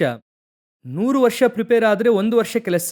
40 ವರ್ಷ ಪ್ರಿಪೇರ್ ಆದ್ರೆ 40 ವರ್ಷ ಸೇವೆ. 30 ವರ್ಷ ಪ್ರಿಪೇರ್ ಆದ್ರೆ 3 ವರ್ಷ ಸೇವೆ. ಇದನ್ನು ನೋಡುವಾಗ ಸ್ವಲ್ಪ ಆಡಾಗಿತ್ತು. ಆಡಂದ್ರೆ ಏನಪ್ಪ ಇದು, ಇಷ್ಟು ವರ್ಷಗಳ ಕಾಲ ಪ್ರಿಪೇರ್ ಆದ್ರೆ ಮಾತ್ರವೇ ಇಷ್ಟು ವರ್ಷ ಸೇವೆ ಮಾಡುವುದಕ್ಕೆ ಸಾಧ್ಯವಾ? ಆ ರೀತಿಯಾಗಿ ಯೋಚನೆ ಮಾಡುತ್ತಾ ಇರುವಾಗ ಈ ಪ್ರಶ್ನೆ ಬರುತ್ತಾ ಇದೆ ಅಂದ್ರೆ ದೇವರಾತ್ಮನು ಕೊಡುತ್ತಿದ್ದಾರೆ ಎಂದು ಅರ್ಥ. ಹಾಗೆ ಯೋಚನೆ ಮಾಡುತ್ತಾ ಇರುವಾಗ ದೇವರಾತ್ಮನು ಹೇಳಿದ್ರು, ಈಗ ಸ್ವಲ್ಪ ನೀನು ಯೋಚನೆ ಮಾಡಿ ನೋಡು. ಈಗ ನೋಹನ ಆ ನಾವೆಯು 1 ವರ್ಷ ಮಾತ್ರ ಕೆಲಸ ಮಾಡಿತು, ಆದರೆ ಆ ಸೇವೆಯ ಎಫೆಕ್ಟ್ ನೋಡು ಎಂಬುದಾಗಿ ಹೇಳಿದ್ರು. ನೋಹನು ನಾವೆಯೊಳಗೆ ಇದ್ದು ಆಚೆ ಬಂದದ್ದು ಮುಂದಿನ 4000 ವರ್ಷಗಳು ನಾವು ಈ ಭೂಮಿಯಲ್ಲಿದ್ದೇವೆ. ಆ 1 ವರ್ಷದ ಸೇವೆಯ ಎಫೆಕ್ಟ್ ಹೇಗೆ? 4000 ವರ್ಷಗಳಿಂದ ಈ ಭೂಮಿಯಲ್ಲಿ ಮೃಗಗಳು ನಾವೆಲ್ಲರೂ ಇರುವುದಕ್ಕೆ ಕಾರಣವೇ ಆ ನೋವ ನಾವೇ ಮಾಡಿದಂಥ 1 ವರ್ಷ ಸೇವೆ. 40 ವರ್ಷಗಳ ಕಾಲ ಸೇವೆಯನ್ನು ಮಾಡಿದ್ರು ಮೋಶೆ. ಆದರೆ ಅವರಿಗೆ ಕೊಟ್ಟಂತ ಪ್ರಮಾಣವೇ ಮುಂದಿನ 2000 ವರ್ಷಗಳು. ಯೇಸು ಕ್ರಿಸ್ತನು 3.5 ವರ್ಷ ಮಾತ್ರ ಸೇವೆ ಮಾಡಿದ್ರು. ಈಗ 2000 ವರ್ಷಗಳು. ಅದಕ್ಕೂ ಮುಂಚೆ 2000 ವರ್ಷಗಳು ಪಾತಾಳದಲ್ಲಿದ್ದವರು. ಆನಂತರ ಯೇಸುವಿನಿಂದ ಇಂದಿನ ತನಕ 2000 ವರ್ಷಗಳು. ನಾವೆಲ್ಲರೂ ಸಾಯುವಂತವರು, ರಕ್ಷಿಸಲ್ಪಡುವಂತ ಎಲ್ಲಾ ಕಾರ್ಯಗಳು ಕೂಡ ಅದೆಲ್ಲವೂ ಆ 3.5 ವರ್ಷ ಸೇವೆಯಲ್ಲಿ ಮಾಡಲ್ಪಟ್ಟಿದ್ದು. ನಾವು ಎಷ್ಟು ವರ್ಷ ಸೇವೆ ಮಾಡುತ್ತೇವೆ ಎನ್ನುವಂಥದ್ದು ಮುಖ್ಯವಲ್ಲ, ಹೇಗೆ ಮಾಡುತ್ತೇವೆ ಎನ್ನುವಂಥದ್ದೇ ಮುಖ್ಯ. ನಮ್ಮ ಎಫೆಕ್ಟ್ ಭೂಮಿಯಲ್ಲಿ ಎಷ್ಟರ ಮಟ್ಟಿಗೆ ಇರುತ್ತದೆ ಎನ್ನುವಂಥದ್ದೇ ಮುಖ್ಯ. ಈಗ ಯೋಚನೆ ಮಾಡಿ ನೋಡಿ, ನಾವೆಯೊಳಗೆ 1 ವರ್ಷವೇ ಆ ನಾವೇನು ರೆಡಿ ಮಾಡುತ್ತಾರೆ. ಕೂತು ನೋಹನು ನಾವೇನು ರೆಡಿ ಮಾಡುತ್ತಾರೆ. ಆದರೆ ಆ ದರ್ಶನ ಇದೆಯಲ್ಲ, ಆ ದರ್ಶನವನ್ನು ಆ ಕುಟುಂಬಕ್ಕೆ ಕೊಂಡೊಯ್ಯುವಂತಹ ವಿಷಯ ಇದೆಯಲ್ಲ, ನೋಹನು ಈಗ ಹೇಳಿದ ಕೂಡಲೇ 100 ವರ್ಷದಿಂದ ಹೇಳುತ್ತಾ ಇದ್ದೀರಾ. ನೀವು ಬರುತ್ತದೆ ಬರುತ್ತದೆ ಜಲಪ್ರಳಯ ಬರುತ್ತದೆ ಅಂತ ಹೇಳ್ತಾ ಇದ್ದೀರಾ. ಆದರೆ ಬಂತ ಅಂತ ನೋಡಿದ್ರೆ ಬಂದ ಹಾಗೆ ಕಾಣಲಿಲ್ವಲ್ಲ. ಸ್ವಲ್ಪ ಕೂಡ ಒಂದು ಮಳೆ ಕೂಡ ಬಂದಿಲ್ವಲ್ಲ. ಹಾಗೆ ತಾನೇ ನ್ಯಾಯವಾಗಿ ಕೇಳಬೇಕು. ದೇವರು ಏನು ಹೇಳುತ್ತಾರೆ ಎಂಬುದಾಗಿ ಕೇಳಬೇಕು. ಅದು ನಿಮ್ಮ ಇಷ್ಟಕ್ಕನುಸಾರವಾಗಿ ಹೇಳುತ್ತಾರೆ ಎಂಬುದಾಗಿ ಕೇಳಬಾರದು. ನಾನು ಹೇಳುವುದು ಗಂಡನಿಗೂ ಅನ್ವಯಿಸುತ್ತದೆ. ನಾನು ಹೆಂಡತಿಗೆ ಮಾತ್ರ ಹೇಳುತ್ತಿಲ್ಲ, ಗಂಡನಿಗೂ ಅನ್ವಯಿಸುತ್ತದೆ. ಇಬ್ಬರಿಗೂ ಕೂಡ ದೇವರು ಏನೋ ಒಂದು ಕಾರ್ಯ ಹೇಳುತ್ತಾ ಇದ್ದಾರೆ ಅಂದ್ರೆ ಅದು ದೇವರು ಹೇಳುತ್ತಿದ್ದಾರೆ ಅಂತ ನೋಡಬೇಕು. ಅದು ದೇವರು ಹೇಳಿದಂತ ವಿಷಯವಾಗಿ ಮೊದಲು ಇರಬೇಕು. ಅದನ್ನು ಇಬ್ಬರು ಕೂಡ ಒಟ್ಟಾಗಿ ಸೇರಿ ಮಾಡಬೇಕು. ಇಲ್ಲ ಅಂದ್ರೆ ಆ ದರ್ಶನ ನೆರವೇರಿಸುವುದು ಬಹಳ ಕಷ್ಟ. ಅನೇಕ ಸಮಯದಲ್ಲಿ ಅನೇಕರ ಜೀವಿತದಲ್ಲಿ ದೇವರು ಕೊಟ್ಟಂತ ದರ್ಶನ ನೆರವೇರದೇ ಇರುವುದಕ್ಕೆ ಅದೇ ಕಾರಣ. ನೀವು ದೇವರು ಕೊಡುವಂತಹ ದರ್ಶನವನ್ನು ಹೊರುವಂತವರಾಗಿ ಮಾರ್ಪಡಿ. ಒಬ್ಬ ಮನುಷ್ಯನಿಗೆ ದೇವರು ದರ್ಶನ ಕೊಟ್ಟರೆ ಅದು ಕುಟುಂಬಕ್ಕೆ ಕೊಟ್ಟಂತ ದರ್ಶನ ಎಂಬುದಾಗಿ ಅರ್ಥ. ಇಡೀ ಕುಟುಂಬ ಅದನ್ನು ಹೊರಬೇಕು. ನನಗೆ ರೆಬೆಕಾಳು ಬಹಳ ಇಷ್ಟ ಎಂಬುದಾಗಿ ಆಗಾಗ್ಗೆ ಹೇಳುವುದಕ್ಕೆ ಕಾರಣ ಏನೆಂದರೆ ಅಷ್ಟೊಂದು ಬರಗಾಲ ಇರುವಂತಹ ದೇಶ. ಈಸಾಕನು ಬೀಜ ಬಿತ್ತುವುದಕ್ಕೆ ಹೋಗುತ್ತಾನೆ. ಆ ತಾಯಿ ಬಾಯಿ ತೆರೆದು ಏನು ಹೇಳುವುದಿಲ್ಲ, ಯಾವ ಮಾತು ಹೇಳುವುದಿಲ್ಲ. ಆ ಅಂತ್ಯ ಬರುವ ತನಕ ವೆಯ್ಟ್ ಮಾಡುತ್ತಾರೆ. ಆ ವರ್ಷ ವಾಕ್ಯ ಹೇಳುತ್ತದೆ, ದೇವರು ಅದೇ ವರ್ಷದಲ್ಲಿ ಅವನನ್ನು 100ರಷ್ಟು ಆಶೀರ್ವದಿಸಿದರು. ನೀವು ಸಹಿಸಿಕೊಂಡು ನೋಡಿರಿ. ಗಂಡ ಒಂದನ್ನು ಮಾಡುತ್ತಾರೆ, ಹೆಂಡತಿ ಒಂದನ್ನು ಮಾಡುತ್ತಾರೆ. ಸ್ವಲ್ಪ ವೆಯ್ಟ್ ಮಾಡಿ ಅದನ್ನು ನೋಡಿರಿ. ಅದು ಕರ್ತನು ಹೇಳಿದಂಥದ್ದಾಗಿದ್ರೆ ಅದರ ಆಶೀರ್ವಾದ ಬರುತ್ತದೆ. ಕೆಲವು ಸಮಯದಲ್ಲಿ ನೆಗೆಟಿವ್ ಬರುತ್ತದೆ, ಬೀಳುವಿಕೆ ಕೂಡ ಬರುತ್ತದೆ. ಆ ಸಮಯದಲ್ಲಿ ನೀವು ಹೇಗೆ ಇರಬೇಕು ಗೊತ್ತಾ? ಜೊತೆಗಿರುವಂಥ ವ್ಯಕ್ತಿಯನ್ನು ನೀವು ಕೂಡ ಸೇರಿ ತುಳಿಯಬಾರದು. ಕೆಲವು ಸಮಯದಲ್ಲಿ ಈಗ 100 ವರ್ಷ ನಾವೇನು ಕಟ್ಟುತ್ತಾರೆ, 50 ವರ್ಷಗಳಾಗಿದೆ ಅಥವಾ ಒಂದು 10 ವರ್ಷವಾಗಿದೆ, ಮಳೆ ಬಂದಿಲ್ಲ. ಇವತ್ತು ಲೋಕದವರೆಲ್ಲ ನೋಹನನ್ನು ಹುಚ್ಚ ಎಂಬುದಾಗಿ ಹೇಳುತ್ತದೆ. ಹಾಗೆ ತಾನೇ ವಾಕ್ಯ ಹೇಳುತ್ತದೆ. ನೋಹನ ಕುರಿತಾಗಿ ಪೇತ್ರನ ಪುಸ್ತಕದಲ್ಲಿ ಹೇಳುತ್ತದೆ, ದೇವರು ದೀರ್ಘ ಶಾಂತವುಳ್ಳವನಾಗಿ ಕಾದಿರುವಾಗ ಅವುಗಳು ವಿಧೇಯರಾಗದೇ ಇರುವಂತ ಆತ್ಮಗಳೆಂಬುದಾಗಿ. ನೋಹನ ಕಾಲದಲ್ಲಿ ಒಬ್ಬರು ಕೂಡ ನೋಹನ ಸುವಾರ್ತೆಯನ್ನು ಸ್ವೀಕರಿಸಲಿಲ್ಲ. ಅವರು ಹೇಳಿದಂತ ಪ್ರಸಂಗವನ್ನು ಒಬ್ಬರು ಕೂಡ ಸ್ವೀಕರಿಸಲಿಲ್ಲ. ಸುನೀತಿಯನ್ನು ಸಾರುವವನಾಗಿದ್ದ ನೋಹನು ಎಂಬುದಾಗಿ ಇದೆ. ಹಾಗಾದರೂ ಒಬ್ಬರು ಸ್ವೀಕರಿಸಲಿಲ್ಲ. ಹೆಚ್ಚು ಕಮ್ಮಿ ಒಂದು ಕಡೆ ಪ್ರಸಂಗ ಮಾಡುತ್ತಿದ್ದಾರೆ, ಒಂದು ಕಡೆ ನಾವೇ ಕಟ್ಟುತ್ತಾ ಇದ್ದಾರೆ. ಎಲ್ಲರೂ ಕೂಡ ನೋಹನನ್ನು ನೋಡಿ ಏನು ಹೇಳಿರುತ್ತಾರೆ? ಹುಚ್ಚುಂತರ ಮಾಡುತ್ತಿದ್ದಾನೆ, ಏನು ಲೋಕವೇ ನಾಶವಾಗುತ್ತದೆ ಅಂತಿದ್ದಾನೆ. ಈಗಲೂ ಕೂಡ ನೀವು ಹೇಳಿ ನೋಡಿ, ನೋಹನ ದರ್ಶನವನ್ನು ಈಗ ನೀವು ಹೇಳಿ ನೋಡಿ. ಈ ರೀತಿ ಲೋಕವೇ ನಾಶನವಾಗಲಿದೆ. ಈಗ ನಾವು ಅದನ್ನೇ ಹೇಳುತ್ತಾ ಇದ್ದೇವೆ. ಲೋಕವೇ ಒಂದು ದೊಡ್ಡ ನಾಶನವನ್ನು ಸಂಧಿಸುತ್ತದೆ. ಅದರ ನಡುವೆ ದೇವರು ತನ್ನ ಮಕ್ಕಳನ್ನು ಕಾಪಾಡುತ್ತಾರೆ. ಇದನ್ನೇ ಅವನು ಹೇಳುತ್ತಿದ್ದಾನೆ. ಈ ನಾವೆಯನ್ನು ದೇವರು ಕಾಪಾಡಲಿದ್ದಾರೆ. ಈ ನಾವೆಯಲ್ಲಿ ಬರುವವರನ್ನೆಲ್ಲ ದೇವರು ಕಾಪಾಡುತ್ತಾರೆ. ಇದನ್ನು ಹೇಳಿದ್ರೆ ಲೋಕ ಅವನು ಹುಚ್ಚುಂತರ ನೋಡುತ್ತದೆ. ಸರಿ, ಲೋಕ ಹುಚ್ಚುಂತರ ನೋಡ್ಲಿ. ಇವರ ಮನೆಯಲ್ಲಿ ಅವನನ್ನು ಹೇಗೆ ನೋಡಿರಬೇಕು ನ್ಯಾಯವಾಗಿ? ಏನಪ್ಪಾ, ನೀವು 10 ವರ್ಷದಿಂದ ಹೇಳುತ್ತಾ ಇದ್ದೀರಾ, 20 ವರ್ಷದಿಂದ ಹೇಳುತ್ತಿದ್ದೀರಾ, 30 ವರ್ಷದಿಂದ ಹೇಳುತ್ತಿದ್ದೀರಾ, 50 ವರ್ಷದಿಂದ ಹೇಳುತ್ತಿದ್ದೀರಪ್ಪ. ಯಾರಾದ್ರೂ ಕೇಳುತ್ತಾ ಇದ್ದಾನಪ್ಪ? ಯಾಕಪ್ಪ ಈ ಪ್ರಸಂಗ? ಒಂದು ಸೇವೆಗೆ ಹೆಂಡತಿಯೊಂದಿಗೆ ಹೋಗಿ, ಮದುವೆಯಾಗಿ ಅಲ್ಲಿ ಹೋಗಿ, ಅಲ್ಲಿ ಒಂದು ರಿಸಲ್ಟ್ ಇಲ್ಲ, 10 ಜನ ಕೂಡ ರಕ್ಷಣೆ ಹೊಂದಿಲ್ಲ, ಒಂದು 5 ಜನ ಮಾತ್ರ ಅಲ್ಲಿ ಇದ್ದಾರೆ, ಅಥವಾ ಒಬ್ಬರು ಇಲ್ಲ ಅಂತ ಇಟ್ಕೊಳ್ಳಿ. ಮೊದಲು ಆ ಕುಟುಂಬವು ಸಮಾಧಾನವಾಗಿರುವುದಕ್ಕೆ ಸಾಧ್ಯವಾ? ಕರ್ತನು ಹೇಳಿಯ ಸೇವಕರು ಹೋಗಿರುತ್ತಾರೆ. ನಾನು ಒಬ್ಬ ಮಿಷನರಿ ಕುರಿತಾಗಿ ಕೇಳಲ್ಪಟ್ಟೆ. ಹೆಚ್ಚು ಕಮ್ಮಿ 1 ವರ್ಷ ಒಂದು ಆತ್ಮ ಕೂಡ ಬಂದಿಲ್ಲ. 1 ವರ್ಷ ಒಂದು ಆತ್ಮವೂ ಕೂಡ ಬಂದಿಲ್ಲ. ಆ ಮನುಷ್ಯನು ಹೋಗಿ ಒಂದು ಮನೆ ಬಾಡಿಗೆ ತೆಗೆದುಕೊಂಡು ತನ್ನ ಹೆಂಡತಿಯೊಂದಿಗೆ ತಂಗಿದ್ದಾರೆ. ಒಂದೊಂದು ಭಾನುವಾರವೂ ಕೂಡ ತನ್ನ ಹೆಂಡತಿಗೆ ಮಾತ್ರ ಪ್ರಸಂಗ. ಆನಂತರವಾಗಿ ಅವರಿಗೆ ಒಂದು ಮಗು ಹುಟ್ಟುತ್ತದೆ. ಆ ಮಗುವಿಗೂ ಪ್ರಸಂಗ. ಒಬ್ಬರು ಕೂಡ ಬರಲಿಲ್ಲ. 1 ವರ್ಷವಾದ ನಂತರವಾಗಿ ಆ ವ್ಯಕ್ತಿ ಪ್ರಸಂಗ ಮಾಡುತ್ತಿದ್ದಾರೆ. ಒಬ್ಬ ಕಲ್ಲಿಂದ ಹೊಡೆದ್ರಂತೆ. ಅವರ ಮೇಲೆ ಕಲ್ಲೆಸೆದ ಕೂಡಲೇ ಅವರು ಹಲ್ಲೆಲೂಯಾ ಅಂತ ಹೇಳಿದ್ರಂತೆ. ಹೆಂಡತಿ ಕೇಳಿದ್ರಂತೆ, ಯಾಕಪ್ಪ ಹೊಡೆದ್ರೆ ಹಲ್ಲೆಲೂಯಾ ಎಂಬುದಾಗಿ ಹೇಳುತ್ತಿದ್ದೀರಾ ಅಂತ. ಇಲ್ಲ, ಈ 1 ವರ್ಷದಲ್ಲಿ ನನ್ನ ಪ್ರಸಂಗ ಇನ್ನೊಬ್ಬ ಕೇಳ್ದ, ಯಾರೋ ಒಬ್ಬ ನನ್ನ ಪ್ರಸಂಗ ಕೇಳ್ದ. ಯೋಚನೆ ಮಾಡಿ ನೋಡಿ, ಇಂಥ ಒಬ್ಬ ಗಂಡನೊಂದಿಗೆ ಆ ಹೆಂಡತಿಯು ಸೇವೆ ಮಾಡಿ ಇವತ್ತು ಅದು ಒಂದು ದೊಡ್ಡ ಮಿಷನರಿ ಸ್ಥಾಪನೆಯಾಗಿ ಇವತ್ತು ನಿಂತಿದೆ. ಅದುವೇ ಆ ದರ್ಶನವನ್ನು ಹೊರುವಂತವರು ಜೊತೆಗಿದ್ದಾಗ ಆಗುವಂತ ಎಫೆಕ್ಟ್. ಅನೇಕ ಸಮಯದಲ್ಲಿ ನೆಗೆಟಿವ್ ಬರುತ್ತದೆ. ಬೀಳದೇ ಇರುವಂತವನು ಯಾರಿದ್ದಾನೆ? ಲೋಕದಲ್ಲಿ ಬೀಳದೇ ಇರುವಂತವ್ರು ಯಾರಿದ್ದಾರೆ? ಯೇಸು ಕ್ರಿಸ್ತನ ಹೊರತುಪಡಿಸಿ ಎಲ್ಲರೂ ಕೂಡ ವಿಫಲರಾಗಿದ್ದಾರೆ. ಆದರೆ ನೀವು ಆ ಬೀಳುವಂತಹ ಸಮಯದಲ್ಲಿ ದರ್ಶನವನ್ನು ಹೊರುವಂತವರಾಗಿರಬೇಕು. ದರ್ಶನದಲ್ಲಿ ಹೋಗುವಾಗ ಎಲ್ಲವೂ ನೀವು ಅಂದುಕೊಂಡ ಹಾಗೆ ಆಗುತ್ತದೆ ಎಂಬುದಾಗಿ ಹೇಳಕ್ಕಾಗಲ್ಲ. ಕೆಂಪು ಸಮುದ್ರ ವಿಭಾಗ ಮಾಡಿ ಆ ಕಡೆ ಕರೆದುಕೊಂಡು ಹೋಗಿದ್ದಾಯ್ತು, 1 ತಿಂಗಳಾಯ್ತು, ಊಟಕ್ಕೆ ಏನೂ ಇಲ್ಲ, ಊಟನೇ ಇಲ್ಲ, ಗುಣುಗುಟ್ಟುತ್ತಾರೆ. ದೇವರೇ, ನಮ್ಮನ್ನು ಸಾಯಿಸುವುದಕ್ಕಾಗಿ ಕರ್ಕೊಂಡು ಬಂದಿದ್ದೀರಾ? ಆನಂತರ ನೋಡುತ್ತಾರೆ, ನೀರಿಲ್ಲ. ಆದರೆ ಜನರು ಗುಣುಗುಟ್ಟುತ್ತಾರೆ. ಮೋಶೆ ಗುಣುಗುಟ್ಟಲಿಲ್ಲ, ಆರೋನನ್ನು ಗುಣುಗುಟ್ಟಲಿಲ್ಲ, ಯೆಹೋಶುವನು ಗುಣುಗುಟ್ಟಲಿಲ್ಲ. ಅದನ್ನೇ ನಿಮಗೆ ಹೇಳುತ್ತಿದ್ದೇನೆ. ಆ ಪರಿಸ್ಥಿತಿ ಬರುವಾಗ ಗುಣುಗುಟ್ಟಬಾರದು. ಯೋಚನೆ ಮಾಡಿ ನೋಡಿ, ಯೋಬನ ಹೆಂಡತಿಯನ್ನು ನೋಡಿ. ಎಲ್ಲ ಇರುವಾಗ ಕುಟುಂಬವೇ ಸಂತೋಷವಾಗಿದೆ. ಎಲ್ಲ ಇರುವಾಗ ಕುಟುಂಬ ಸಂತೋಷವಾಗಿದೆ. ಒಂದು ದಿನ ಬಂತು, ಎಲ್ಲವೂ ಕೂಡ ನೆಗೆಟಿವ್ ಆಯಿತು. 100%. ಅವರಿಗೆ ದೇಹದಲ್ಲಿ ಕುರುಹು ಬಂತು, ತಲೆಯ ಮೇಲೆ ಬೂದಿ ಹಾಕಿಕೊಂಡು ಕೂತಿದ್ದಾರೆ. ಬಹಳ ದೊಡ್ಡ ವಿಫಲ. ಆ ಸಮಯದಲ್ಲಿ ಆ ತಾಯಿ ಬಂದು ಹೇಳಿದಳು. ಇದೇ ಬಹಳ ಮುಖ್ಯವಾಗಿ. ಎರಡನೆಯದಾಗಿ, ಯೋಬನಿಂದ ಸಹಿಸಲಿಕ್ಕೆ ಆಗದೇ ಇರುವಂಥದ್ದಿದೆ. ಏನ್ ಗೊತ್ತಾ? ಇಷ್ಟು ವರ್ಷ ಜೊತೆಗಿದ್ದಂಥ ವ್ಯಕ್ತಿಗೆ ಅದೇನಾಗ್ಲಿಲ್ಲ, ಅದು ಅರ್ಥನೇ ಆಗ್ಲಿಲ್ಲ. ಫ್ರೆಂಡ್ಸ್ಗೆ ಅರ್ಥ ಆಗ್ಲಿಲ್ಲ ಅಂದ್ರೂ ಕೂಡ ಪರವಾಗಿಲ್ಲ, ಆದ್ರೆ ಯಾರಿಗ ಅರ್ಥ ಆಗ್ಲಿಲ್ಲ? ಆ ಹೆಂಡತಿಗೆ ಅರ್ಥ ಆಗ್ಲಿಲ್ಲ ನೋಡಿ. ಆ ತಾಯಿ ಹೇಳುತ್ತಾಳೆ, ದೇವರನ್ನು ದೂಷಿಸಿ ಪ್ರಾಣ ಬಿಡು. ಯೋಚನೆ ಮಾಡಿ ನೋಡಿ, ನಾನು ಆ ತಾಯಿಯ ಕುರಿತಾಗಿ ತಪ್ಪಾಗಿ ಹೇಳುತ್ತಿಲ್ಲ. ಯಾವಾಗಲೂ ಆ ತಾಯಿಯ ಕುರಿತು ಒಳ್ಳೆಯದನ್ನು ಯೋಚನೆ ಮಾಡಿ ನೋಡುತ್ತೇನೆ. ಏನೋ ಅವಸರದಲ್ಲಿ ಆ ರೀತಿಯಾಗಿ ಮಾತನಾಡಿದ್ರು, ಆದರೆ ಕಡೆಯದಾಗಿ ಎಲ್ಲ ಬಿಟ್ಟು ಹೋದ್ರು, ಆ ತಾಯಿ ಮಾತ್ರ ಬಿಟ್ಟು ಹೋಗಲಿಲ್ಲ. ಆ ತಾಯಿ ಮಾತ್ರ ಏನ್ ಮಾಡಲಿಲ್ಲ, ಬಿಟ್ಟು ಹೋಗಲೇ ಇಲ್ಲ. ನೀವು ಕಡೆಯದಾಗಿ ಆ ಅಧ್ಯಾಯ ಓದಿ ನೋಡಿ, ಯೋಬನಿಗೆ ಎಷ್ಟು ಮಕ್ಕಳು ಹುಟ್ಟುತ್ತಾರೆ? 10 ಮಕ್ಕಳು. ಹಾಗಾದ್ರೆ ಆ ತಾಯಿ ಅಲ್ಲೇ ಇದ್ದಾರೆ. ಆ ತಾಯಿ ಜೊತೆಗೆ ಇದ್ದಾರೆ. ಅದನ್ನೇ ನಾನು ನಿಮಗೆ ಹೇಳುತ್ತೇನೆ. ನೀವು ಮಾತನಾಡುವಾಗ ಕೇರ್ಫುಲ್ ಆಗಿ ಏನು ಮಾತನಾಡುತ್ತಿದ್ದೀರಾ, ಯಾವ ವಿಷಯ ಮಾತನಾಡುತ್ತಿದ್ದೀರಾ ಎಂಬುದಾಗಿ ಬಹಳ ಎಚ್ಚರಿಕೆಯಿಂದಿರಬೇಕು. ಅನೇಕ ಸಮಯದಲ್ಲಿ ನಿಮ್ಮ ಜೊತೆಗೆ ಇರುವಂತಹ ಆ ಪಾರ್ಟ್ನರ್ಸ್ ಒಂದು ಸಮಯ ಬರುವಾಗ ನಿಮ್ಮನ್ನು ಹೊರತುಪಡಿಸಿ ಬೇರೆ ಯಾರು ಕೂಡ ನಿಲ್ಲುವುದಕ್ಕೆ ಸರಿಯಾದಂಥ ವ್ಯಕ್ತಿಯಾಗಿರುವುದಿಲ್ಲ. You are the right person.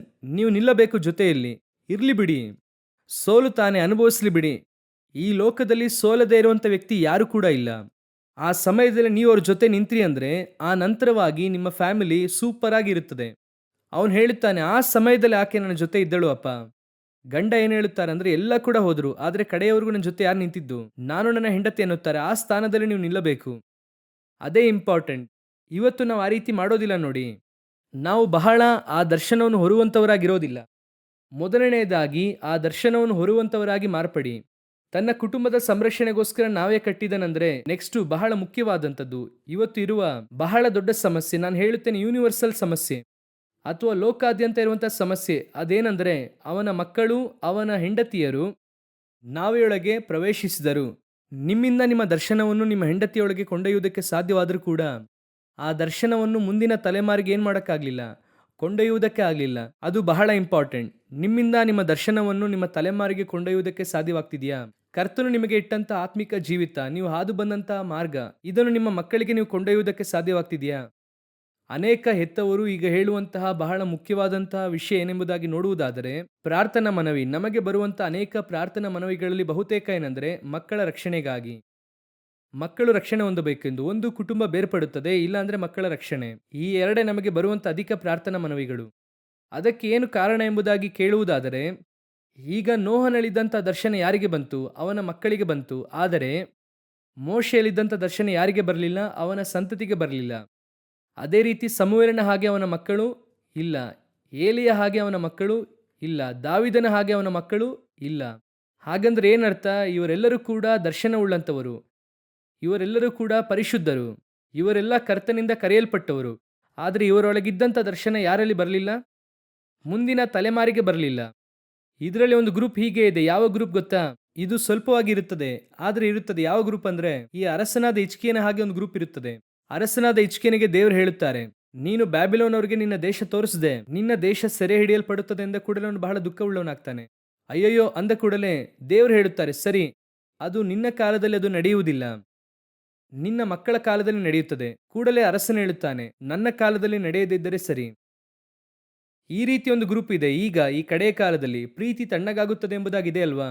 ಆ ಪ್ರೀತಿ ತಣ್ಣಗಾಗುವುದರಲ್ಲಿ ಒಂದೇನೆಂದರೆ, ಹೆತ್ತವರಿಗೂ ಮಕ್ಕಳಿಗೂ ಪ್ರೀತಿ ತಣ್ಣಗಾಗಿದೆ. ಮಕ್ಕಳು ಹೆಂಗೆ ಹಾಳಾಗೋದ್ರೂ ಪರವಾಗಿಲ್ಲ, ಮಕ್ಕಳು ಹೆಂಗೆ ಹಾಳಾಗೋದ್ರೂ ಪರವಾಗಿಲ್ಲ, ನಾವು ಚೆನ್ನಾಗಿ ಬಹಳ ಸಂತೋಷವಾಗಿ ಜಾಲಿಯಾಗಿರಬೇಕು. ಆ ರೀತಿಯಾಗಿದ್ದಾರೆ ಎಂಬುದಾಗಿ ಕೇಳ್ತೀರಾ? ಲೋಕಾದ್ಯಂತ ಅನೇಕರಿದ್ದಾರೆ. ಮಕ್ಕಳು ಏನು ಮಾಡಿದ್ರು ಕೂಡ ಪರವಾಗಿಲ್ಲ, ನಾವು ಚೆನ್ನಾಗಿರಬೇಕು. ಹಾಗೆ ಸ್ವಲ್ಪ ಹೇಳುತ್ತಾರೆ, ನಾವೇನು ಮಾಡೋಕ್ಕೆ ಸಾಧ್ಯ ರೀ, ಬೆಳೆಸಿದ್ದೇವೆ, ಇದಕ್ಕೂ ಮೇಲೆ ಅವರಾಯಿತು ಅವ್ರ ಫ್ಯಾಮಿಲಿ ಆಯಿತು ಅನ್ನುತ್ತಾರೆ. ಇಲ್ಲ ರೀ, ನಿಮ್ಮೊಳಗೆ ಇರುವಂಥ ದರ್ಶನ, ನಿಮ್ಮೊಳಗೆ ಇರುವಂಥ ಆಶೀರ್ವಾದ, ಕರ್ತನು ನಿಮಗೆ ಕೊಟ್ಟ ವಾಗ್ದಾನ ನಿಮ್ಮ ತಲೆಮಾರಿಗೂ ಕೂಡ ಹೋಗಬೇಕು. ಅದನ್ನು ಕೊಂಡು ಹೋಗಿ ಸೇರುವಂಥ ಜವಾಬ್ದಾರಿ ನಿಮ್ಮ ಕೈಯಲ್ಲೇ ಇದೆ. ನೀವೀಗ ಆ ರೀತಿ ಮಾಡ್ತಾ ಇದ್ದೀರಾ ಎನ್ನುವುದೇ ಪ್ರಶ್ನೆ. ಮಕ್ಕಳಿಗೆ ಈಗ ನೀವೇನು ಮಾಡ್ತೀರಾ ಅಂದರೆ, ಒಳ್ಳೆಯ ವಿದ್ಯಾಭ್ಯಾಸ ಕೊಡುತ್ತೀರಾ, ಆಸ್ತಿ ಮಾಡಿ ಇಡುತ್ತೀರಾ, ಆನಂತರವಾಗಿ ಅವರು ಭವಿಷ್ಯದಲ್ಲಿ ಚೆನ್ನಾಗಿರಬೇಕೆಂಬುದಾಗಿ ಹೇಳಿ ಅವರಿಗೆ ಗಂಡನ್ನು ಹುಡುಕಿ ಹೆಣ್ಣನ್ನು ಹುಡುಕಿ ಮದುವೆಯನ್ನು ಮಾಡಿಸುತ್ತೀರಾ. ಆದರೆ ನಿಜವಾಗಿ ಅವರಿಗೆ ಕೊಡಬೇಕಾದದ್ದೇನು ಗೊತ್ತಾ? ನೀವು ಈಗ ಆಶೀರ್ವಾದವಾಗಿದ್ದೀರಾ ಅಲ್ವಾ? ಅದಕ್ಕೆ ಕಾರಣವಾಗಿರುವಂಥ ಯೇಸುವನ್ನೇ ನೀವು ನಿಮ್ಮ ಮಕ್ಕಳಿಗೆ ಫಸ್ಟ್ ಕೊಡಬೇಕು. ಯಾಕೆ ಗೊತ್ತಾ? ಇದು ಯಾವುದು ಇಲ್ಲದೇ ಇದ್ದರೂ ಕೂಡ ನಿಮ್ಮ ಮಕ್ಕಳೊಂದಿಗೆ ಯೇಸು ಇದ್ದರಂದ್ರೆ ಅವರು ನಿಮಗೆ ಕೊಟ್ಟ ಹಾಗೆ ನಿಮ್ಮ ಮಕ್ಕಳಿಗೂ ಕೂಡ ಕೊಡುತ್ತಾರೆ. ಆದರೆ ಇದನ್ನು ಪ್ರಮುಖವಾಗಿ ಕೊಡದೆ ಬೇರೆ ಎಲ್ಲವನ್ನು ಕೊಟ್ಟು ಯೇಸುವನ್ನು ಕೊಡುವುದನ್ನು ಬಿಟ್ರಿ ಅಂದರೆ ಒಂದು ದಿನ ಇದೆಲ್ಲವೂ ಕೂಡ ನಾಶವಾಗುತ್ತದೆ. ಇದು ಇವತ್ತು ಇರುವಂಥ ಆತ್ಮಿಕ ಹೆತ್ತವರು, ಕ್ರೈಸ್ತ ಹೆತ್ತವರಲ್ಲಿರುವಂತಹ ದೊಡ್ಡ ಸಮಸ್ಯೆ. ಮಕ್ಕಳಿಗೆ ಏನು ಕೊಡುತ್ತಾ ಇದ್ದೀರಾ? ಮಕ್ಕಳನ್ನು ಚರ್ಚಿಗೆ ಕರ್ಕೊಂಡು ಬರುವುದರಲ್ಲಿ ಎಷ್ಟು ಇಂಪಾರ್ಟೆನ್ಸ್ ಕೊಡುತ್ತಿದ್ದೀರಾ? ಭಾನುವಾರ ಒಂದು ಸ್ಪೆಷಲ್ ಕ್ಲಾಸ್ ಇದೆ ಅಂದರೆ ಅವಶ್ಯವಿಲ್ಲ, ನಾನು ಸ್ಕೂಲ್ಗೆ ಹೋಗುವುದಿಲ್ಲ ಅಥವಾ ಕಾಲೇಜ್ಗೆ ಹೋಗುವುದಿಲ್ಲ, ಟ್ಯೂಷನ್ಗೆ ಹೋಗುವುದಿಲ್ಲ, ಚರ್ಚಿಗೆ ಹೋಗುತ್ತೇನೆ ಎಂಬುದಾಗಿ ಕರೆಕ್ಟಾಗಿ ಹೇಳುವಂಥ ಹೆತ್ತವರೆಷ್ಟು ಜನ? ಇವತ್ತು ಎಷ್ಟು ಜನ ಆ ರೀತಿ ಹೇಳುತ್ತೀರಾ? ಇವತ್ತು ಸೈತಾನು ನಿಮಗೆ ಆ ರೀತಿ ಶೋಧಿಸುತ್ತಾ ಇದ್ದಾನೆ, ದೇವರು ಅದನ್ನು ಅನುಮತಿಸುತ್ತಿದ್ದಾರೆ. ಎಕ್ಸಾಮ್ಸ್ ಈಗ ಸಂಡೇನೇ ಇಡುತ್ತಾರೆ. 6 ದಿನಗಳಿದೆ. 6 ದಿನಗಳಲ್ಲಿ ಮುಖ್ಯವಾದ ಎಕ್ಸಾಮ್ಸ್ ನೋಡಿರಿ ಸಂಡೇನೇ ಇಡುತ್ತಾರೆ ಈಗ. ಅದಕ್ಕೆ ಅವನೊಂದು ಕಾರಣ ಹೇಳುತ್ತಾನೆ. ನಿಮಗೆ 6 ದಿನಗಳಿರುತ್ತದೆ. ಅವನು ಆ 6 ದಿನ ಇಡುವುದಿಲ್ಲ. ಇದು ನಿಮಗೆ ಇಡಲ್ಪಟ್ಟಿರುವಂಥ ನಂಬಿಕೆಯ ಪರೀಕ್ಷೆ. ಚರ್ಚಾ ಅಥವಾ ಎಕ್ಸಾಮಾ? ಒಂದು ಕಾಲಘಟ್ಟದವರೆಗೂ ನಾನು ಹೇಳುತ್ತೇನೆ, ಕಳೆದ ತಲೆಮಾರು ನಾನು ವಿಶ್ವಾಸಿಯಾಗಿರುವ ತನಕ ನಮಗೆ ಇಟ್ಟಂಥ ಟೆಸ್ಟು ಚರ್ಚಾ ಕೆಲಸವ. ಇಷ್ಟೇ ಟೆಸ್ಟು, ಚರ್ಚಾ ಕೆಲಸವ. ನಾವೊಂದು ತೀರ್ಮಾನ ಮಾಡಿದ್ವಿ, ಕೆಲಸ ಎಲ್ಲ ಮುಖ್ಯ, ಚರ್ಚೆ ಎಂಬುದಾಗಿ. ಆ ರೀತಿ ತೀರ್ಮಾನ ಮಾಡಿದ್ವಿ. ನಾನು ಹೇಳುತ್ತೇನೆ, ನನ್ನ ಜೀವಿತದಲ್ಲಿ 2 ಸಾಕ್ಷಿ ಹೇಳುತ್ತೇನೆ. ನಾನು ಆರಂಭದಲ್ಲಿ ಅಂಗಡಿ ನಡೆಸಿ ಕೆಲಸ ಮಾಡುತ್ತಿರುವಾಗ, ಆಗ ದಿಢೀರೆಂಬುದಾಗಿ ಬೆಳಗ್ಗೆ ನಾನು ಅಂಗಡಿಗೆ ಹೋಗಿ ಸಾಯಂಕಾಲ ನಾನು ಆರಾಧನೆಗೆ ಹೋಗುತ್ತಾ ಇದ್ದೆ. ಒಂದು ದಿನ ದೇವರು ಕೇಳಿದ್ರು, ಫಸ್ಟ್ ಪ್ರಿಫರೆನ್ಸ್ ನನಗ ಅಥವಾ ಕೆಲಸಕ್ಕ ಎಂಬುದಾಗಿ. ನಿಮಗೆ ದೇವರೇ ಅಂದೆ. ಹಾಗಾದರೆ ಬೆಳಗ್ಗೆನೇ ಆರಾಧನೆಗೆ ಬಾ ಅಂದರು. ಇದನ್ನು ದೇವರಾತ್ಮ ನನಗೆ ತಿಳಿಸಿದ್ದು, ಯಾರೂ ಹೇಳಲಿಲ್ಲ. ನಾನು ನಮ್ಮ ಅಂಗಡಿಯಲ್ಲಿ ಹೇಳಿದೆ, ನಾನು ಬೆಳಗ್ಗೆ ಬರುವುದಿಲ್ಲ, ನಾನು ಈ ರೀತಿಯಾಗಿ ಆರಾಧನೆಗೆ ಹೋಗುತ್ತೇನೆ ಎಂಬುದಾಗಿ ಹೇಳಿದೆ. ಕೂಡಲೇ ಜೊತೆಗಿದ್ದವರು ಹೇಳಿದ್ರು, ಈ ಅಂಗಡಿಯನ್ನು ದೇವರು ತಾನೇ ನಿನಗೆ ಆಶೀರ್ವದಿಸಿ ಕೊಟ್ಟಿದ್ದು, ಅದನ್ನು ನೀನು ಭದ್ರವಾಗಿ ನೋಡ್ಕೊಳ್ಬೇಕಾ ಇಲ್ವಾ? ನಮ್ಮವರು ಹಾಗೆ ಜ್ಞಾನದಿಂದ ಮಾತನಾಡ್ತಾರೆ. ನಮ್ಮ ದೇವರು ಅದಕ್ಕಿಂತ ಜ್ಞಾನವಾಗಿ ಮಾತನಾಡುತ್ತಾರೆ. ಅವರು ಹೇಳುತ್ತಾರೆ, ಈ ಸಾಕನ್ನು ನಾನು ತಾನೇ ಕೊಟ್ಟೆ. ಹೌದು, ನಾನು ತಾನೇ ಕೇಳಿದೆ. ಕೊಡ್ತೀಯಾ ಕೊಡಲ್ವಾ? ನಾನೇ ಆಶೀರ್ವದಿಸಿ ಕೊಟ್ಟಂಥ ಅಂಗಡಿ ಆಗಿರಬಹುದು. ಈಗ ನಾನಾ ಅಥವಾ ಅಂಗಡಿನ? ಒಂದು ದಿನ ಹೇಳಿದೆ, ಇನ್ನು ಮುಂದೆ ನಾನು ಭಾನುವಾರ ಬೆಳಗ್ಗೆ ಬರೋದಿಲ್ಲ ಅಂತ. ಆಗ ಎಲ್ಲರೂ ನನಗೆ ಹೇಳಿದ್ದೇನೆಂದರೆ, ನಿನ್ನ ಬಿಸ್ನೆಸ್ ಹಾಳಾಗಿ ಹೋಗುತ್ತದೆ. ಯಾರಾದರೂ ಈ ರೀತಿಯಾಗಿ ಬಿಸ್ನೆಸ್ ಬಿಟ್ಟು ಹೋಗ್ತಾರಾ ಎಂಬುದಾಗಿ. ನಾನು ಹೋದೆ. ನಾನು ಹೇಳುತ್ತೇನೆ, ನನ್ನ ಜೀವಿತದಲ್ಲಿ ಆ ಒಂದು ತೀರ್ಮಾನ ನಾನು ನಂಬುತ್ತೇನೆ, ಪರಲೋಕ ನನಗೆ ಇಟ್ಟಂಥ ಟೆಸ್ಟ್ ಎಂಬುದಾಗಿ ನಂಬುತ್ತೇನೆ. ಅವತ್ತು ತೆಗೆದುಕೊಂಡ ತೀರ್ಮಾನ, ಒಂದು ದಿನ ಇനി ನನಗೆ ಕೆಲಸವಿಲ್ಲ, ನಾನು ಸಭೆನೇ ಎಂಬುದಾಗಿ ತೀರ್ಮಾನ ಮಾಡಿದೆ. ಇವತ್ತು ದೇವರ ಕೃಪೆಯಿಂದ 7 ದಿನಗಳು ಸಭೆಗೆ ಹೋಗುವುದಕ್ಕೆ ದೇವರು ಕೃಪೆ ಮಾಡಿದ್ದಾರೆ. ಯಾವುದಾದ್ರೊಂದು ಸ್ಥಳದಲ್ಲಿ ದೇವರು ನಿಲ್ಲಿಸುತ್ತಾರೆ. 2ನೇ ಟೆಸ್ಟು, ಆನಂತರ ಹೊರದೇಶದಲ್ಲಿ ನನಗೆ ಕೆಲಸ ಸಿಕ್ತು. ಹೊರದೇಶದಲ್ಲಿ ಕೆಲಸ ಸಿಕ್ಕಿದ ಕೂಡಲೇ ಅಲ್ಲಿ ಹೋಗಬೇಕು. ಹೆಚ್ಚು ಕಮ್ಮಿ 1 ತಿಂಗಳು ಕೆಲಸವೇ ಇಲ್ಲ. ಸಿಗುತ್ತೆ ಅಂತ ಕರ್ಕೊಂಡೋದ್ರು, ಸಿಗಲಿಲ್ಲ. ಕಡೆಯದಾಗಿ ಒಂದು ಕೆಲಸ ಸಿಕ್ತು. ಆ ಕೆಲಸಕ್ಕೆ ಹೋದ ಕೂಡಲೇ ಆ ಇಂಟರ್ವ್ಯೂಯಲ್ಲಿ ಅವರು ಕೇಳುತ್ತಾರೆ, ವೆರಿ ಇಂಪಾರ್ಟೆಂಟ್ ಅಪ್ಪ, ಅದೇನೆಂದರೆ ನಮಗೆ ಸಂಡೇ ನೀನು ಕೆಲಸ ಮಾಡಬೇಕು ಅಂದರು. ಅವ್ರು ಹೇಳಿದ್ರು, ಯಾಕಂದರೆ ಇದು ಟೂರಿಸ್ಟ್ ಸ್ಪಾಟು, ಸಂಡೇನೇ ಅಧಿಕವಾಗಿ ಜನರು ಬರುತ್ತಾರೆ, ಸಂಡೇ ಯು ಮಸ್ಟ್ ವರ್ಕ್ ಎಂಬುದಾಗಿ ನನಗೆ ಹೇಳಿದ್ರು. ನಾನು ಹೇಳಿದೆ, ಸಾರಿ ಸರ್, ಸಂಡೇ ನನ್ನಿಂದ ಕೆಲಸ ಮಾಡೋಕ್ಕಾಗಲ್ಲ ಅಂದೆ. ನಾನು ಬೇಕಾದರೆ 6 ದಿನಗಳು ಕೆಲಸ ಮಾಡುತ್ತೇನೆ, ಓವರ್ ಶಿಫ್ಟ್ ಮಾಡುತ್ತೇನೆ, ಸಂಡೇ ಮಾತ್ರ ಕೆಲಸ ಮಾಡಲ್ಲ ಅಂದೆ. ಕೂಡಲೇ ಅವರು, ನಿನಗೆ ಕೆಲಸ ಇಲ್ಲಪ್ಪ ಅಂತ ಹೇಳಿದ್ರು. ಓಕೆ ಸರ್, ಥ್ಯಾಂಕ್ ಯು ಅಂದೆ. ಆದರೆ ಅವರು ಒಬ್ಬ ತಮಿಳಿಯನ್ನವರು. ಹೋಗುವಾಗ ನನ್ನನ್ನು ಕೇಳಿದ್ರು, ಅಂತಹ ಇಂಪಾರ್ಟೆಂಟ್ ಕೆಲಸ ಏನಪ್ಪ ಸಂಡೇ ನಿನಗಿದೆ ಅಂತ ಕೇಳಿದ್ರು. ಯಾಕಂದರೆ ಆ ಊರಿನವರು ಸಂಡೇ ಬಹಳ ಜಾಲಿಯಾಗಿ ಟೈಮ್ ಸ್ಪೆಂಡ್ ಮಾಡ್ತಾರೆ, ಹೊರಗೆ ಹೋಗಿ ಜಾಲಿಯಾಗಿರ್ತಾರೆ. ಆದ್ರಿಂದ ಅವ್ರು ಕೇಳಿದ್ರು, ಅಂತಹ ಒಂದು ಕೆಲಸ ಏನಪ್ಪ ಇದೆ ಸಂಡೇ ನಿನಗೆ ಅಂತ ಕೇಳಿದ್ರು. ನಾನೇನು ಹೇಳಿಲ್ಲ, ಚರ್ಚ್ಗೆ ಹೋಗ್ಬೇಕು ಸರ್ ಅಂತ ಹೇಳಿದೆ. ದೊಡ್ಡ ವಿಷಯ, ಆ ಊರಲ್ಲಿ ಯಾರು ಚರ್ಚ್ಗೆ ಹೋಗಲ್ಲ. ಅವರೆಲ್ಲ ಚರ್ಚ್ಗೆ ಹೋಗಲ್ಲ. ಅದು ಕ್ರೈಸ್ತ ದೇಶ, ಆದರೆ ಅವರು ಚರ್ಚ್ಗೆ ಹೋಗಲ್ಲ. ಆಗ ಅವರು ಹೇಳಿದ್ರು, ಚರ್ಚ್ಗೆ ಹೋಗ್ಬೇಕಾ? ಚರ್ಚಿಗೆ ಹೋಗಕ್ಕ ಭಾನುವಾರ ಲೀವ್ ಕೇಳಿದೆ ಅಂತಂದ್ರು. ಹೌದು ಅಂದೆ. ಅವ್ರ ಹತ್ರ ಏನು ದೇವರು ಮಾತನಾಡಿದ್ರು ಅಂತ ಗೊತ್ತಿಲ್ಲ. ದೇವರು ಹೇಳುತ್ತಾರಲ್ಲ, ಅರಸನ ಕಣ್ಣುಗಳಲ್ಲಿ ದಯೆ ದೊರಕಿಸುತ್ತೇನೆ ಎಂಬುದಾಗಿ. ಆ ರೀತಿಯಾಗಿ ಅವರು ಸರಿಪ ಲೀವ್ ತೆಗೆದುಕೋ ಅಂದ್ರು. ಆದರೆ 6 ದಿನಗಳು ಕೂಡ ಬೆಳಗ್ಗೆ 6 ಗಂಟೆಯಿಂದ ರಾತ್ರಿ 10 ಗಂಟೆ ತನಕ ಕೆಲಸ ಮಾಡಬೇಕು. ಕೆಲಸ ಇರ್ತಿತ್ತು, ಆದರೆ ಭಾನುವಾರ ಮಾತ್ರ ಲೀವ್ ಕೊಡುತ್ತಾ ಇದ್ರು. ಅದನ್ನು ಪರಲೋಕ ನೋಡಿತ್ತು ಅವತ್ತು. ನೀನು ಸ್ವಲ್ಪದರಲ್ಲಿ ನಂಬಿಗಸ್ತನಾಗಿದ್ದರೆ ದೇವರು ಅನೇಕದರ ಮೇಲೆ ಅಧಿಪತಿಯಾಗಿಡುತ್ತಾರೆ. ನಿಮ್ಮ ಮಕ್ಕಳಿಗೆ ನೀವು ಹೇಳಿಕೊಡಬೇಕಾಗಿರುವಂಥದ್ದು ಮೊದಲು ಈ ವಿಷಯವನ್ನು. ನೀವು ಹಣವನ್ನು ಅವರಿಗೆ ಕೊಟ್ಟು ಹಣವನ್ನು ಹೇಗೆ ಭದ್ರವಾಗಿ ಹ್ಯಾಂಡಲ್ ಮಾಡಬೇಕೆಂಬುದಾಗಿ ಹೇಳಿಕೊಡುವಂಥದ್ದು 2ನೇಯದು. ಹೇಗೆ ನಿನಗೆ ಕೊಡುವಂಥ ಆಸ್ತಿಯನ್ನು ಭದ್ರವಾಗಿ ನೋಡಿಕೊಳ್ಳಬೇಕೆಂದು ಹೇಳಿಕೊಡುವಂಥದ್ದು 2ನೇಯದು. ನಿನ್ನ ಬಿಸ್ನೆಸ್ ಅನ್ನು ಮಕ್ಕಳು ಹೇಗೆ ಭದ್ರವಾಗಿ ನೋಡಿಕೊಳ್ಳಬೇಕೆಂದು ಹೇಳಿಕೊಡುವಂಥದ್ದು 2ನೇಯದು. ಆದರೆ ನಿನ್ನೊಳಗೆ ಕೊಟ್ಟಿರುವಂಥ ನಂಬಿಕೆಯನ್ನು ಹೇಗೆ ನಿನ್ನ ಮಕ್ಕಳಲ್ಲೂ ಕೂಡ ವೃದ್ಧಿಪಡಿಸಬೇಕೆಂಬುದಾಗಿ ಹೇಳಿಕೊಡುವಂಥದ್ದಿದೆ ನೋಡಿರಿ, ಅದುವೇ ಫಸ್ಟ್. ಇವತ್ತು ನಿಮ್ಮಲ್ಲಿರುವಂಥ ಆತ್ಮಿಕ ಕಾರ್ಯ ಹೋಗುತ್ತಿಲ್ಲ. ಇವತ್ತು ಇರುವಂಥ ಹೆತ್ತವರಿಗೆ ಆ ಒಂದು ಜ್ಞಾನ ಇಲ್ಲ. ಅವರೇನೆಂದುಕೊಳ್ಳುತ್ತಾರೆ ಅಂದರೆ, ನಾನು ಕಷ್ಟಪಟ್ಟು ಆಸ್ತಿ ಸಂಪಾದಿಸಿದ್ದೇನೆ, ಇದನ್ನು ಮಕ್ಕಳು ಭದ್ರವಾಗಿ ನೋಡಿಕೊಂಡ್ರೆ ಸಾಕು. ಅದನ್ನು ನೋಡಿಕೊಳ್ಳುವುದಕ್ಕೆ ಒಂದೇ ಮಾರ್ಗ, ಕರ್ತನಾದ ಯೇಸು ಕ್ರಿಸ್ತನೊಂದಿಗೆ ಇರುವಂಥದ್ದು ಮಾತ್ರವೇ. ಬೇರೆ ಹೇಗೆ ಇದ್ದರೂ ಕೂಡ ರಾಜ್ಯಭಾರವೇ ನಿಮ್ಮ ಕೈಯಲ್ಲಿದ್ದರೂ ಕೂಡ ಹೋಗುತ್ತದೆ. ದಾವೀದನ ರಾಜ್ಯಾಧಿಕಾರವು ನೆಕ್ಸ್ಟ್ ದೇವರು ಇಲ್ಲದೆ ಇರುವಂಥವನ ಹತ್ರ ಇದ್ದಿದ್ದರಿಂದ ಆ ರಾಜ್ಯವು 2 ಆಯಿತು. ಅವನು ದೇವರೊಂದಿಗೆ ಇದ್ದದ್ದರಿಂದ ಆ 40 ವರ್ಷ ರಾಜ್ಯದಲ್ಲಿ ಯಾವುದೇ ಸಮಸ್ಯೆ ಇಲ್ಲದೆ ಇತ್ತು. ಹಾಗಾದರೆ ರಾಜ್ಯಾಧಿಕಾರ ನಡೆಸುವುದಕ್ಕೆ ಕಾರಣ ನಿನ್ನ ಜ್ಞಾನವಲ್ಲ, ನಿಮ್ಮ ತಿಳುವಳಿಕೆಯಲ್ಲ, ನಿಮ್ಮ ಬುದ್ಧಿಯಲ್ಲ. ಕುರಿ ಮೇಯಿಸುವವನನ್ನು ಕೂಡ ಅರಸನಾಗಿ ಮಾರ್ಪಡಿಸುವುದಕ್ಕೆ ದೇವರಿಂದ ಸಾಧ್ಯ. ಆದರೆ ಹುಟ್ಟಿದ ಅಂದಿನಿಂದಲೇ ಸೊಲೊಮೋನನು ಅರಸನು. ಅರಸನಾಗಿಯೇ ಬೆಳೆದವನು, ಆದರೆ ಅವನಿಂದ ರಾಜ್ಯಾಧಿಕಾರವನ್ನು ನಿಲ್ಲಿಸುವುದಕ್ಕೆ ಆಗಲಿಲ್ಲ ನೋಡಿ. ಆದರೆ ಕುರಿ ಮೇಯಿಸುವನಿಂದ 40 ವರ್ಷ ರಾಜ್ಯಾಧಿಕಾರ ಮಾಡುವುದಕ್ಕೆ ಆಯಿತು. ಕಾರಣ ಏನ್ ಗೊತ್ತಾ? ಆ ಅರಸುತನ ಮಾಡುವುದಕ್ಕೆ ಜ್ಞಾನವಲ್ಲ, ದೇವರು ಅವನೊಂದಿಗೆ ಇದ್ದದರ ನಿಮಿತ್ತವಾಗಿ. ಇದುವೇ ನೀವು ನಿಮ್ಮ ಮಕ್ಕಳಿಗೆ ಕೊಡಬೇಕಾಗಿರುವಂತಹ ಬಹಳ ಮುಖ್ಯವಾದಂತಹ ಸ್ವತ್ತು. ಹೆತ್ತವರು ಅಂದುಕೊಂಡಿದ್ದಾರೆ, ವಿದ್ಯಾಭ್ಯಾಸ ಕೊಟ್ಟರೆ ನನ್ನ ಮಕ್ಕಳು ಚೆನ್ನಾಗಿರ್ತಾರೆ. ವಿದ್ಯಾಭ್ಯಾಸ ಅವಶ್ಯ, ನಾನು ಇಲ್ಲ ಅಂತ ಹೇಳ್ತಿಲ್ಲ. ಆದರೆ ಓದಿದವರೆಲ್ಲರೂ ಆಶೀರ್ವಾದವಾಗಿದ್ದಾರೆ ಎಂಬುದಾಗಿ ನೋಡಿ. ಓದಿದವರೆಲ್ಲ ಆಶೀರ್ವಾದವಾಗಿದ್ದಾರಾ? ಆದರೆ ನಾನು ಧೈರ್ಯವಾಗಿ ಹೇಳುತ್ತೇನೆ, ಕರ್ತನನ್ನು ಸ್ವೀಕರಿಸಿದಂಥವರೆಲ್ಲರೂ ಕೂಡ ಆಶೀರ್ವಾದವಾಗಿಯೇ ಇದ್ದಾರೆ. ಕರ್ತನಿಲ್ಲದೆ ಆಶೀರ್ವಾದ ಇಲ್ಲ. ಕರ್ತನನ್ನು ಸ್ವೀಕರಿಸಿದವನು ಓದಿದವನು ಓದದೇ ಇರುವಂತವನು ಎನ್ನುವಂತ ಕಾನ್ಸೆಪ್ಟ್ ಇಲ್ಲ ಇಲ್ಲಿ. ಓದಿದರೂ ಸ್ತೋತ್ರ, ಓದದೇ ಇದ್ದರೂ ಸ್ತೋತ್ರ. ಆದರೆ ಕರ್ತನನ್ನು ಸ್ವೀಕರಿಸಿರಬೇಕು. ಓದಬೇಕಾಗಿರುವುದನ್ನು ಓದಬೇಡಿ ಎಂಬುದಾಗಿ ನಾನು ಹೇಳ್ತಿಲ್ಲ. ಆದರೆ ವಿದ್ಯಾಭ್ಯಾಸ 2ನೇ ಸ್ಥಾನದಲ್ಲಿರಬೇಕು, ದೇವರೇ 1ನೇ ಸ್ಥಾನದಲ್ಲಿರಬೇಕು. ಇಲ್ಲಿ ಒಂದು ಹಂತದಲ್ಲಿ ನೀವೇನ್ ಮಾಡ್ತೀರಾ ಅಂದ್ರೆ, ವಿದ್ಯಾಭ್ಯಾಸ, ಆಸ್ತಿ, ಸಂಪಾದನೆ ಎಲ್ಲ ಫಸ್ಟ್ ಸ್ಥಾನದಲ್ಲಿ ತಂದು ದೇವರನ್ನು ಆಪ್ಷನ್ ಆಗಿ ಮಾಡ್ತೀರಾ. ಪರವಾಗಿಲ್ಲ, ಹೋದ್ರೆ ಹೋಗೋಣ, ಈ ಭಾನುವಾರ ಹೋಗದೆ ಇದ್ರೆ ಏನು ಸಮಸ್ಯೆ ಇಲ್ಲ, ಪಾಸ್ಟ್ ಏನು ಹೇಳೋದಿಲ್ಲ, ಆದರೆ ದೇವರು ಹೇಳುತ್ತಾರೆ. ಅನೇಕರು ಯಾರಿಗೆ ಭಯಪಡ್ತಾರೆ ಅಂದ್ರೆ ಪಾಸ್ಟರ್ಗೆ. ಸೊ ಮೊದಲನೆಯದಾಗಿ ನಾವೆಯೊಳಗೆ ನಿಮ್ಮ ಕುಟುಂಬ ಇರಬೇಕು. ನಿಮಗೆ ಆ ಒಂದು ಅಶ್ಯೂರೆನ್ಸ್, ನನ್ನ ಕುಟುಂಬವು ಖಂಡಿತವಾಗಿ ಪರಲೋಕಕ್ಕೆ ಹೋಗುತ್ತದೆ. ದೇವರ ಬರುವಿಕೆ ಬಂದರೆ ನಾನು, ನನ್ನ ಮಕ್ಕಳು, ನನ್ನ ಗಂಡ ಖಂಡಿತವಾಗಿ ಹೋಗುತ್ತೇವೆ. ಈ ಒಂದು ನಿಶ್ಚಯ ನಿಮ್ಮಲ್ಲಿದ್ದರೆ ಅದೇ ನೀವು ನಾವೆಯೊಳಗೆ ಪ್ರವೇಶಿಸುವುದಕ್ಕೆ ಮೊದಲನೆಯ ಗುರುತು. ಇದೆಯಾ ಎಂಬುದಾಗಿ ಖಚಿತಪಡಿಸಿಕೊಳ್ಳಿ. ಹಾಗಾದ್ರೆ ಏನ್ ಮಾಡಬೇಕು? ನಿಮ್ಮ ಆತ್ಮಿಕ ವಿಷಯದ ಕುರಿತಾಗಿ ಸ್ವಲ್ಪ ಕೂತು ಧ್ಯಾನಿಸಿರಿ. ನಿಮ್ಮ ಕುಟುಂಬದ ಕುರಿತಾಗಿ ಡೈಲಿ ಒಂದು ಫ್ಯಾಮಿಲಿ ಪ್ರೇಯರ್, ಒಂದು ಕುಟುಂಬ ಪ್ರಾರ್ಥನೆ ಇರಬೇಕು. ಒಂದೊಂದು ವಿಷಯಕ್ಕೂ ಕೂಡ ಎಷ್ಟು ಪ್ಲಾನ್ ಮಾಡ್ತೀರಾ? ಊರಿಗೆ ಹೋಗ್ಬೇಕಂದ್ರೆ ಎಷ್ಟು ಪ್ಲಾನ್ ಮಾಡ್ತೀರಾ? ಎಲ್ಲವನ್ನು ಕೂಡ ಪ್ಲಾನ್ ಮಾಡಿ, ಕಾರ್ಗೆ ಪೆಟ್ರೋಲ್ ಹಾಕ್ಸಿ, ಸರ್ವಿಸ್ ಮಾಡಿಸಿ, ಎಲ್ಲ ರೆಡಿ ಮಾಡ್ತೀರಲ್ಲ, ಯಾಕೆ ದೇವರ ಸಮ್ಮುಖದಲ್ಲಿ ಹೋಗಕ್ಕಾಗ್ತಿಲ್ಲ? ಇದೆಲ್ಲ ನೀವು ಹೇಳುವಂತ ಕಾರಣಗಳು, ನೆಪಗಳು. ಆದರೆ ದೇವರು ಹೇಳುತ್ತಾರೆ, ನೀನು ಒಂದೊಂದು ದಿನವೂ ಕೂಡ ದೇವರ ಸಮ್ಮುಖದಲ್ಲಿ ಕಾದಿರಬೇಕು. ಆಗಲೇ ನಿಮ್ಮ ಹತ್ರ ಇರುವಂಥ ಆಶೀರ್ವಾದ ನಿಮ್ಮ ಮಕ್ಕಳಿಗೂ ಹೋಗುತ್ತದೆ. ಅದು ಆಗಲೇ ನಾವೆಯೊಳಗೆ ಬರುತ್ತದೆ. ಸುಮ್ಮನೆ ದಶಮ ಭಾಗ ಕಾಣಿಕೆಯನ್ನು ಕೊಟ್ಟು ಬ್ರದರ್ ಹೇಳಿದ ಹಾಗೆ ಎಲ್ಲೋ ಒಂದು ಕಡೆ ಸೇವೆಗೆ ಕಳುಹಿಸಿ ಆನಂತರವಾಗಿ ಸ್ವಲ್ಪ ಭಾನುವಾರದ ಆರಾಧನೆಗೆ ಮಾತ್ರ ಬಂದು ಹೋದರೆ ನನ್ನ ಮಕ್ಕಳು ಆಶೀರ್ವಾದವಾಗಿ ಇರುತ್ತಾರೆ ಅಂದರೆ ಇಲ್ಲ. ಎಷ್ಟು ಕ್ರೈಸ್ತರ ಕುಟುಂಬದಲ್ಲಿ ಮುಂದಿನ ತಲೆಮಾರು ಆಶೀರ್ವಾದವಾಗಿದೆ ಎಂಬುದಾಗಿ ನೋಡಿ. ಅದಕ್ಕೆ ಬಹಳ ಮುಖ್ಯವಾದ ಕಾರಣ, ನಿಮ್ಮೊಳಗೆ ಇರುವಂಥ ದೇವರು ಅವರೊಳಗೂ ಹೋಗಬೇಕು. ನಿಮ್ಮೊಳಗಿರುವಂಥ ದರ್ಶನ ಅವರಲ್ಲೂ ಹೋಗಬೇಕು.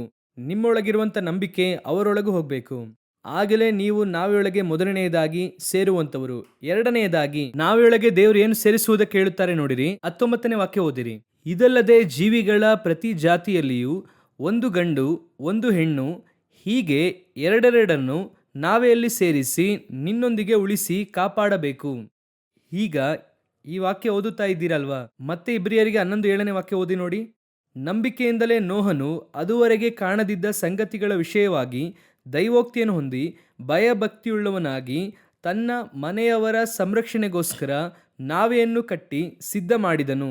ಈಗ ನೋಹನಿಗೆ ಅವನ ದರ್ಶನದಲ್ಲಿ ಯಾರು ಮಾತ್ರ ಇದ್ದಾರೆ? ನೋಹನ ದರ್ಶನದಲ್ಲಿ ಯಾರಿದ್ದಾರೆ? ಅವನ ಕುಟುಂಬ ಮಾತ್ರ ಇದೆ. ಆದರೆ ದೇವರ ದರ್ಶನದಲ್ಲಿ ಯಾರಿದ್ದಾರೆ? ಭೂಮಿಯಲ್ಲಿರುವಂತಹ ಸಕಲ ಜೀವರಾಶಿಗಳು ಕೂಡ ಇದೆ. ಇದೇ ನಾವು ನಾವೆಯಲ್ಲಿ ಸೇರಿಸಬೇಕಾಗಿರುವಂಥ ಎರಡನೆಯ ವಿಷಯ. ಇದು ನೀವು ಸೇರಿಸಿಕೊಳ್ಳಬೇಕಾಗಿರುವಂತಹ ಎರಡನೇ ವಿಷಯ ಏನಂದ್ರೆ, ನಾವು ನಮ್ಮ ಕುಟುಂಬ ಪರಲೋಕಕ್ಕೆ ಹೋಗ್ತೇವೆ. ಈಗ ಇಷ್ಟೆಲ್ಲ ನಾವು ಕೇಳಿದ್ದೇವೆ, ಈಗಾಗಲೇ ಸಿದ್ಧರಾಗಿರೋರು ಇರ್ತೀರಾ, ಓಕೆ, ನಾನು ಪರಲೋಕಕ್ಕೆ ಹೋಗಬೇಕು, ನನ್ನ ಕುಟುಂಬವನ್ನು ಕೊಂಡೊಯ್ಯಬೇಕೆನ್ನುವಂತ ಒಂದು ವೈರಾಗ್ಯ ಇರುತ್ತದೆ. ಆಸೆ ಪಡುವವರೆಲ್ಲ ಇರುತ್ತೇವೆ. ನಾವು ಯಾರು ಕೂಡ ನಾವೋ ನಮ್ಮ ಮಕ್ಕಳು ನರಕಕ್ಕೆ ಹೋಗಬೇಕೆಂದು ಬಯಸುವುದಿಲ್ಲ. ಸಿದ್ಧತೆ ಒಂದು ವೇಳೆ ಆಗದೇ ಇರಬಹುದು, ಆದರೆ ಯಾರಾದ್ರೂ ಬಯಸುತ್ತೇವೆ ನರಕಕ್ಕೆ ಹೋಗ್ಬೇಕೆಂಬುದಾಗಿ? ಎಲ್ಲರಿಗೂ ಆಸೆ ಎಲ್ಲಿಗೆ ಹೋಗ್ಬೇಕು? ಪರಲೋಕಕ್ಕೆ ಹೋಗ್ಬೇಕಂತ ಇರುತ್ತದೆ. ಅದಕ್ಕೆ ಸಿದ್ಧತೆ ಮಾಡದವರಾಗಿರುತ್ತೇವೆ ಬಿಟ್ರೆ, ಆದ್ರೆ ಆಸೆ ಪಡುತ್ತಾ ಇರುತ್ತೇವೆ. ದೇವರೀಗ ಮೊದಲನೇದಾಗಿ ಹೇಳಿದ್ದೇನು? ಸಿದ್ಧನಾಗು, ಅದಕ್ಕೆ ಮೊದಲು ರೆಡಿಯಾಗು. ಎರಡನೆಯದಾಗಿ, ನೀವು ಮಾತ್ರ ಹೋದ್ರೆ ಸಾಕಾಗೋದಿಲ್ಲ, ದೇವರ ದರ್ಶನದಲ್ಲಿ ಯಾರಿದ್ದಾರೆ? ಇನ್ನೂ ಕೆಲವು ಜೀವರಾಶಿಗಳಿದೆ, ಅದೆಲ್ಲವನ್ನು ಕೂಡ ಒಳಗೆ ಸೇರಿಸಬೇಕು. ಅದು ಕೂಡ ಇದೆ. ಸಾಮಾನ್ಯವಾಗಿ ನೋಡಿರಿ, ನಿಮಗೆ ಗೊತ್ತಿರುವಂಥ ವಾಕ್ಯ, ಆ ವಾಕ್ಯವನ್ನು ತೆಗೆದು ನೋಡಿರಿ. ಅಪೊಸ್ತಲರ ಕೃತ್ಯಗಳು 1ನೇ ಅಧ್ಯಾಯ 8ನೇ ವಾಕ್ಯವನ್ನು ಓದಿರಿ. ಆದರೆ ಪವಿತ್ರಾತ್ಮ ನಿಮ್ಮ ಮೇಲೆ ಬರಲು ನೀವು ಬಲವನ್ನು ಹೊಂದಿ ಯೆರೂಸಲೇಮಿನಲ್ಲಿಯೂ ಎಲ್ಲ ಯೂದಾಯ ಸಮಾರ್ಯ ಸೀಮೆಗಳಲ್ಲಿಯೂ ಭೂಲೋಕದ ಕಟ್ಟ ಕಡೆಯವರೆಗೂ ನನಗೆ ಸಾಕ್ಷಿಗಳಾಗಿರಬೇಕು. ಯಾಕೆ ಇವರು ಯೆರೂಸಲೇಮಿನಲ್ಲಿ ಮಾತ್ರ ಸಾಕ್ಷಿಗಳಾಗಿರಬಾರದು? ಯಾಕೆ ಯೆರೂಸಲೇಮಿನಲ್ಲಿ ಮಾತ್ರ ಸಾಕ್ಷಿಗಳಾಗಿರಬಾರದು? ದೇವರೇ, ನಾವು ಇಸ್ರಾಯೇಲ್ ಸುತ್ತಲೂ ತಿರುಗಾಡಿ ನಾವು ಯೆರೂಸಲೇಮಿನಲ್ಲಿ ಯೂದಾಯದಲ್ಲಿ ಮಾತ್ರ ಸಾಕ್ಷಿಗಳಾಗಿರುತ್ತೇವೆ ಅಂದ್ರೆ, ದೇವರು ಹೇಳುತ್ತಾರೆ, ನನಗೆ ಈ ಮಂದೆಗೆ ಸೇರದೇ ಇರುವಂತಹ ಬೇರೆ ಕುರಿಗಳು ಕೂಡ ಇದ್ದಾರೆ. ಕರ್ತನ ಯೋಜನೆಯಲ್ಲಿ ನಾವು ಮಾತ್ರವಲ್ಲ, ನಮ್ಮೊಂದಿಗೆ ಇನ್ನೊಂದು ಗುಂಪು ಕೂಡ ಇದೆ ದೇವರ ಯೋಜನೆಯಲ್ಲಿ. ಚೆನ್ನಾಗಿ ತಿಳಿದುಕೊಳ್ಳಿರಿ, ಪರಲೋಕದಲ್ಲಿ ನೀವು ಮಾತ್ರ ಬರಬೇಕು ಎಂಬುದಾಗಿ ದೇವರು ಆ ನಾವೆಯನ್ನು ಸಿದ್ಧ ಮಾಡಿಲ್ಲ. ನಿಮ್ಮನ್ನು ರಕ್ಷಿಸಿದ್ದಕ್ಕೆ ಮೂಲ ಕಾರಣ ನಿಮ್ಮ ಮೂಲಕವಾಗಿ ಇನ್ನೊಂದು ಗುಂಪು ಬರಬೇಕೆನ್ನುವುದೇ ದೇವರ ಯೋಜನೆ. ಪರಮಗೀತ ಪುಸ್ತಕ 1ನೇ ಅಧ್ಯಾಯ 4ನೇ ವಾಕ್ಯ ಓದೋಣ. ನನ್ನನ್ನು ತುಸು ಹೇಳೆ, ನಿನ್ನ ಹಿಂದೆ ಓಡಿ ಬರುವೆವು. ಅಲ್ಲಿ ಓಡಿ ಬರುತ್ತೇನೆ ಅಂತ ಇದೆಯಾ ಅಥವಾ ಓಡಿ ಬರುವೆವು ಎಂಬುದಾಗಿದೆಯಾ? ಹಾಗಂದ್ರೆ ಏನು ಅರ್ಥ ಅಂದರೆ, ದೇವರ ಯೋಜನೆಯಲ್ಲಿ ನೀವು ಮಾತ್ರ ಇಲ್ಲ, ನಿಮ್ಮನ್ನು ಕರೆದರೆ ಒಂದು ಗುಂಪು ಹಿಂದೆ ಬರಬೇಕು. ಅದುವೇ ಕರ್ತನ ಯೋಜನೆ. ಇದು ಯಾರಿಗೆ ಚೆನ್ನಾಗಿ ಗೊತ್ತು? ಮೊದಲಗೆತ್ತಿಗೆ ಚೆನ್ನಾಗಿ ಗೊತ್ತು. ನನ್ನನ್ನು ಕರೆಯಿರಿ ದೇವರೇ, ಒಂದು ಗುಂಪು ಹಿಂದೆ ಬರುತ್ತದೆ. ನೀವು ಒಬ್ಬ ಸಮಾರ್ಯ ಸ್ತ್ರೀಯನ್ನು ಕರೆಯಿರಿ, ಒಂದು ಗ್ರಾಮವೇ ಬರುತ್ತದೆ. ದೇವರು ಏನು ಹೇಳುತ್ತಾರೆ ಮಾರ್ತಾಳಿಗೆ? ನೀನು ಹೋಗಿ ಯಾರನ್ನು ಕರ್ಕೊಂಡು ಬಾ? ಮರಿಯಳನ್ನು ಕರ್ಕೊಂಡು ಬಾ. ಮರಿಯಳು ಮಾತ್ರ ಬಂದಳ? ವಾಕ್ಯ ಏನು ಹೇಳುತ್ತದೆ? ಮರಿಯಳು ಆಕೆಯೊಂದಿಗೆ ಅಳುತ್ತಾ ಇರುವಂಥವರು, ಆಕೆ ಸಮಾಧಿಗೆ ಹೋಗಿ ಅಳುತ್ತಾಳೆ ಎಂಬುದಾಗಿ ತಿಳಿದು ಆಕೆ ಹಿಂದೆ ಇದ್ದರು. ದೇವರಿಗೆ ಗೊತ್ತು ಆಕ್ಚುಲ್ ಆಗಿ ಆ ಅದ್ಭುತ ಯಾರಿಗೋಸ್ಕರವಾಗಿ? ಮರಿಯಳಿಗಾಗಿಯೂ ಅಲ್ಲ, ಮಾರ್ತಳಿಗಾಗಿಯೂ ಅಲ್ಲ, ಲಾಜರನಿಗಾಗಿಯೂ ಅಲ್ಲ. ದೇವರು ಅಲ್ಲಿ ಸ್ಪಷ್ಟವಾಗಿ ಹೇಳುತ್ತಾರೆ, ಸುತ್ತಲಿರುವಂಥವರು ನಂಬುವಂತೆ. ತಂದೆಯೇ, ನೀವು ನನಗೆ ಕಿವಿಗೊಡುತ್ತೀರಾ ಎಂಬುದಾಗಿ ನಾನು ಅರಿತಿದ್ದೇನೆ. ಆದರೂ ಕೂಡ ಕೂಡಿರುವಂತಹ ಜನರು ನಂಬತಕ್ಕ ಹಾಗೆ. ಹಾಗಂದರೆ ಮರಿಯಳನ್ನು ಕರೆದದಕ್ಕೆ ಕಾರಣವೇನು? ಇವರು ಬರಬೇಕು.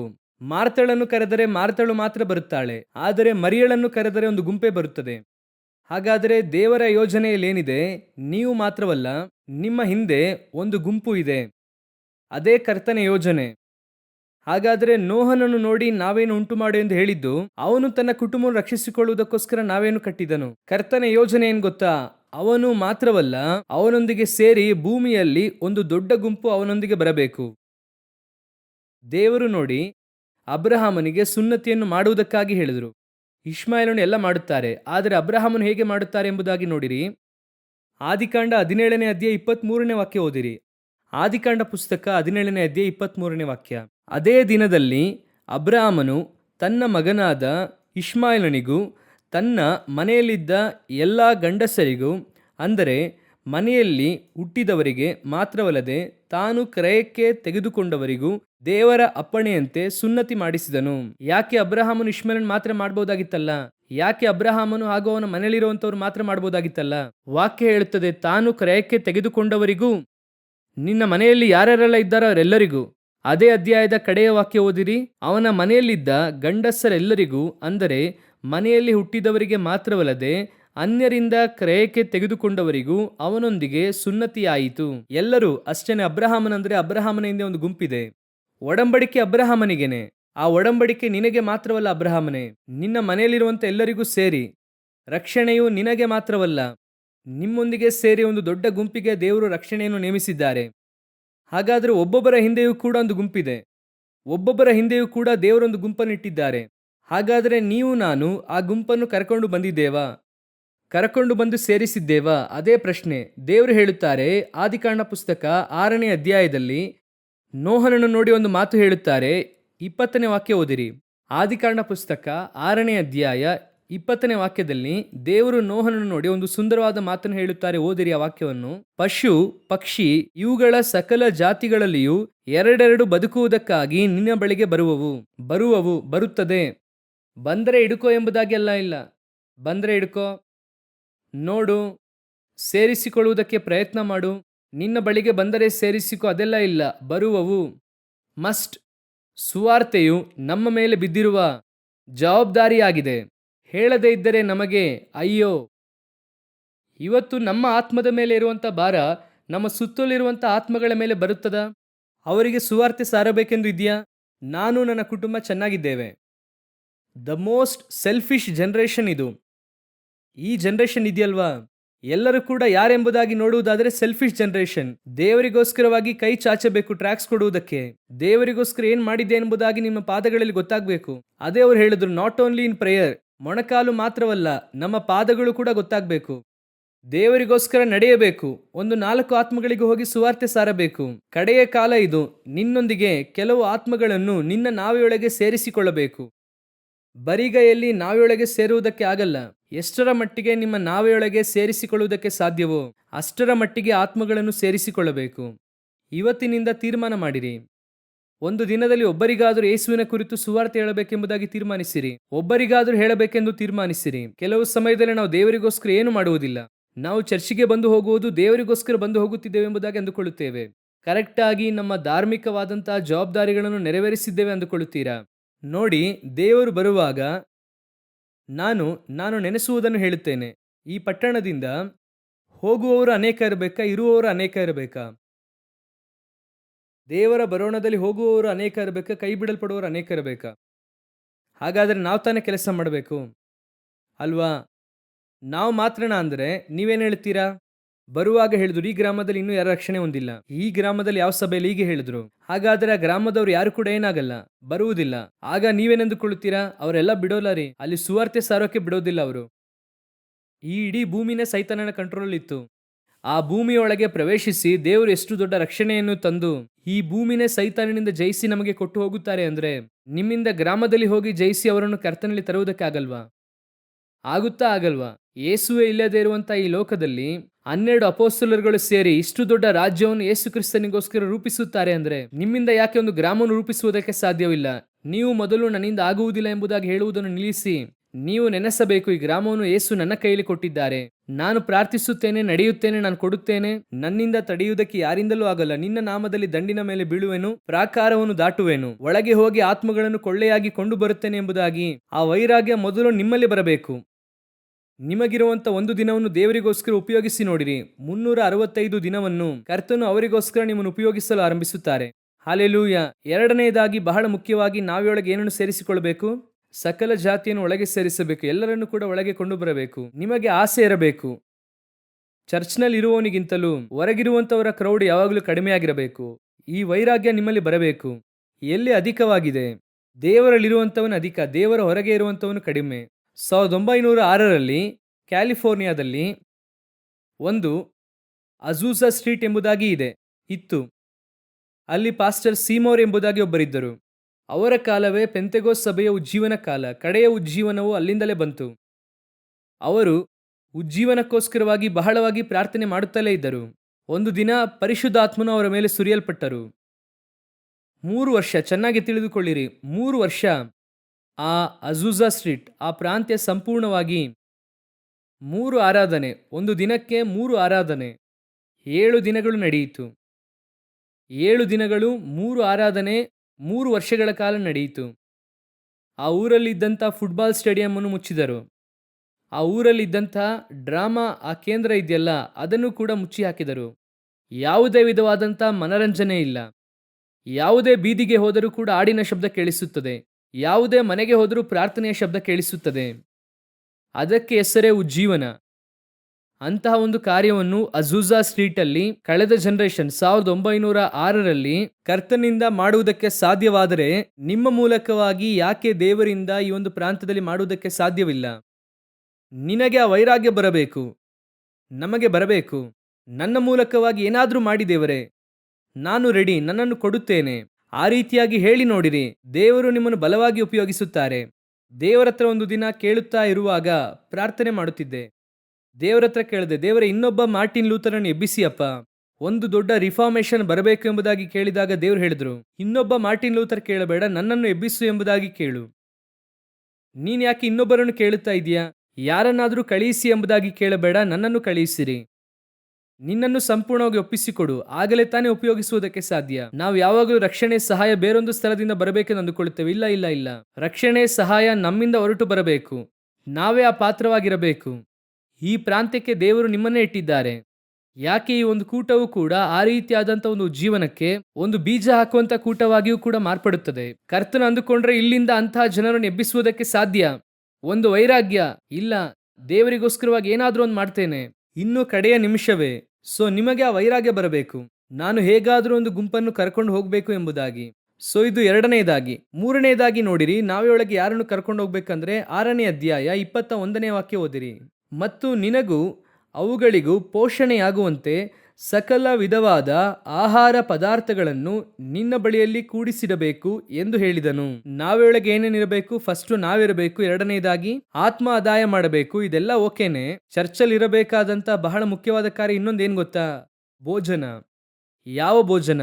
ಆತ್ಮೀಕ ಭೋಜನ ಇರಬೇಕು.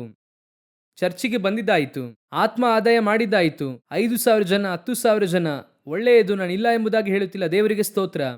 ಅದನ್ನು ಹಾಗೆ ಸ್ವಲ್ಪ ಸ್ವಲ್ಪವಾಗಿ ಭಾಗ ಭಾಗ ಮಾಡಿ, ಮೋಶೆ ಮಾಡಿದ ಹಾಗೆ ಭಾಗ ಭಾಗವಾಗಿ ವಿಂಗಡಿಸಿ ಸಭೆಗಳನ್ನಾಗಿ ಮಾರ್ಪಡಿಸಿರಿ. ಆದರೆ ಸಭೆಯೊಳಗೆ ನಾವೆಯೊಳಗೆ ಇರಬೇಕಾಗಿರುವಂಥ ಮೂರನೇ ಮುಖ್ಯವಾದಂಥದ್ದೇನು? ಭೋಜನ, ಆಹಾರ. ಆತ್ಮೀಕವಾದ ಆಹಾರವು ಸಭೆಯೊಳಗಿರಬೇಕು. ಇದರಲ್ಲಿ 2 ವಿಧವಾದಂಥ ಆಹಾರ ಇದೆ. ಅದೇ ಈ ವಾಕ್ಯ ಓದುವಾಗ ದೇವರಾತ್ಮನು ನನಗೆ ತಿಳಿಸಿದ್ದು. ನಾವೆಯೊಳಗೆ ಈಗ ನೋಡುವುದಾದರೆ 2 ಇದೆ. ಒಂದು ಮೃಗ, ಇನ್ನೊಂದು ಏನಿದೆ? ನೋಹನು ಹಾಗೂ ಅವನ ಕುಟುಂಬ. 2 ಇದೆ. ಈ 2ಕ್ಕೂ ಕೂಡ ಆಹಾರ ಮಾಡುವುದಕ್ಕೆ ದೇವರು ಹೇಳುತ್ತಾರೆ. 21ನೇ ವಾಕ್ಯದಲ್ಲಿ ದೇವರು ಹೇಳುವುದೇನು?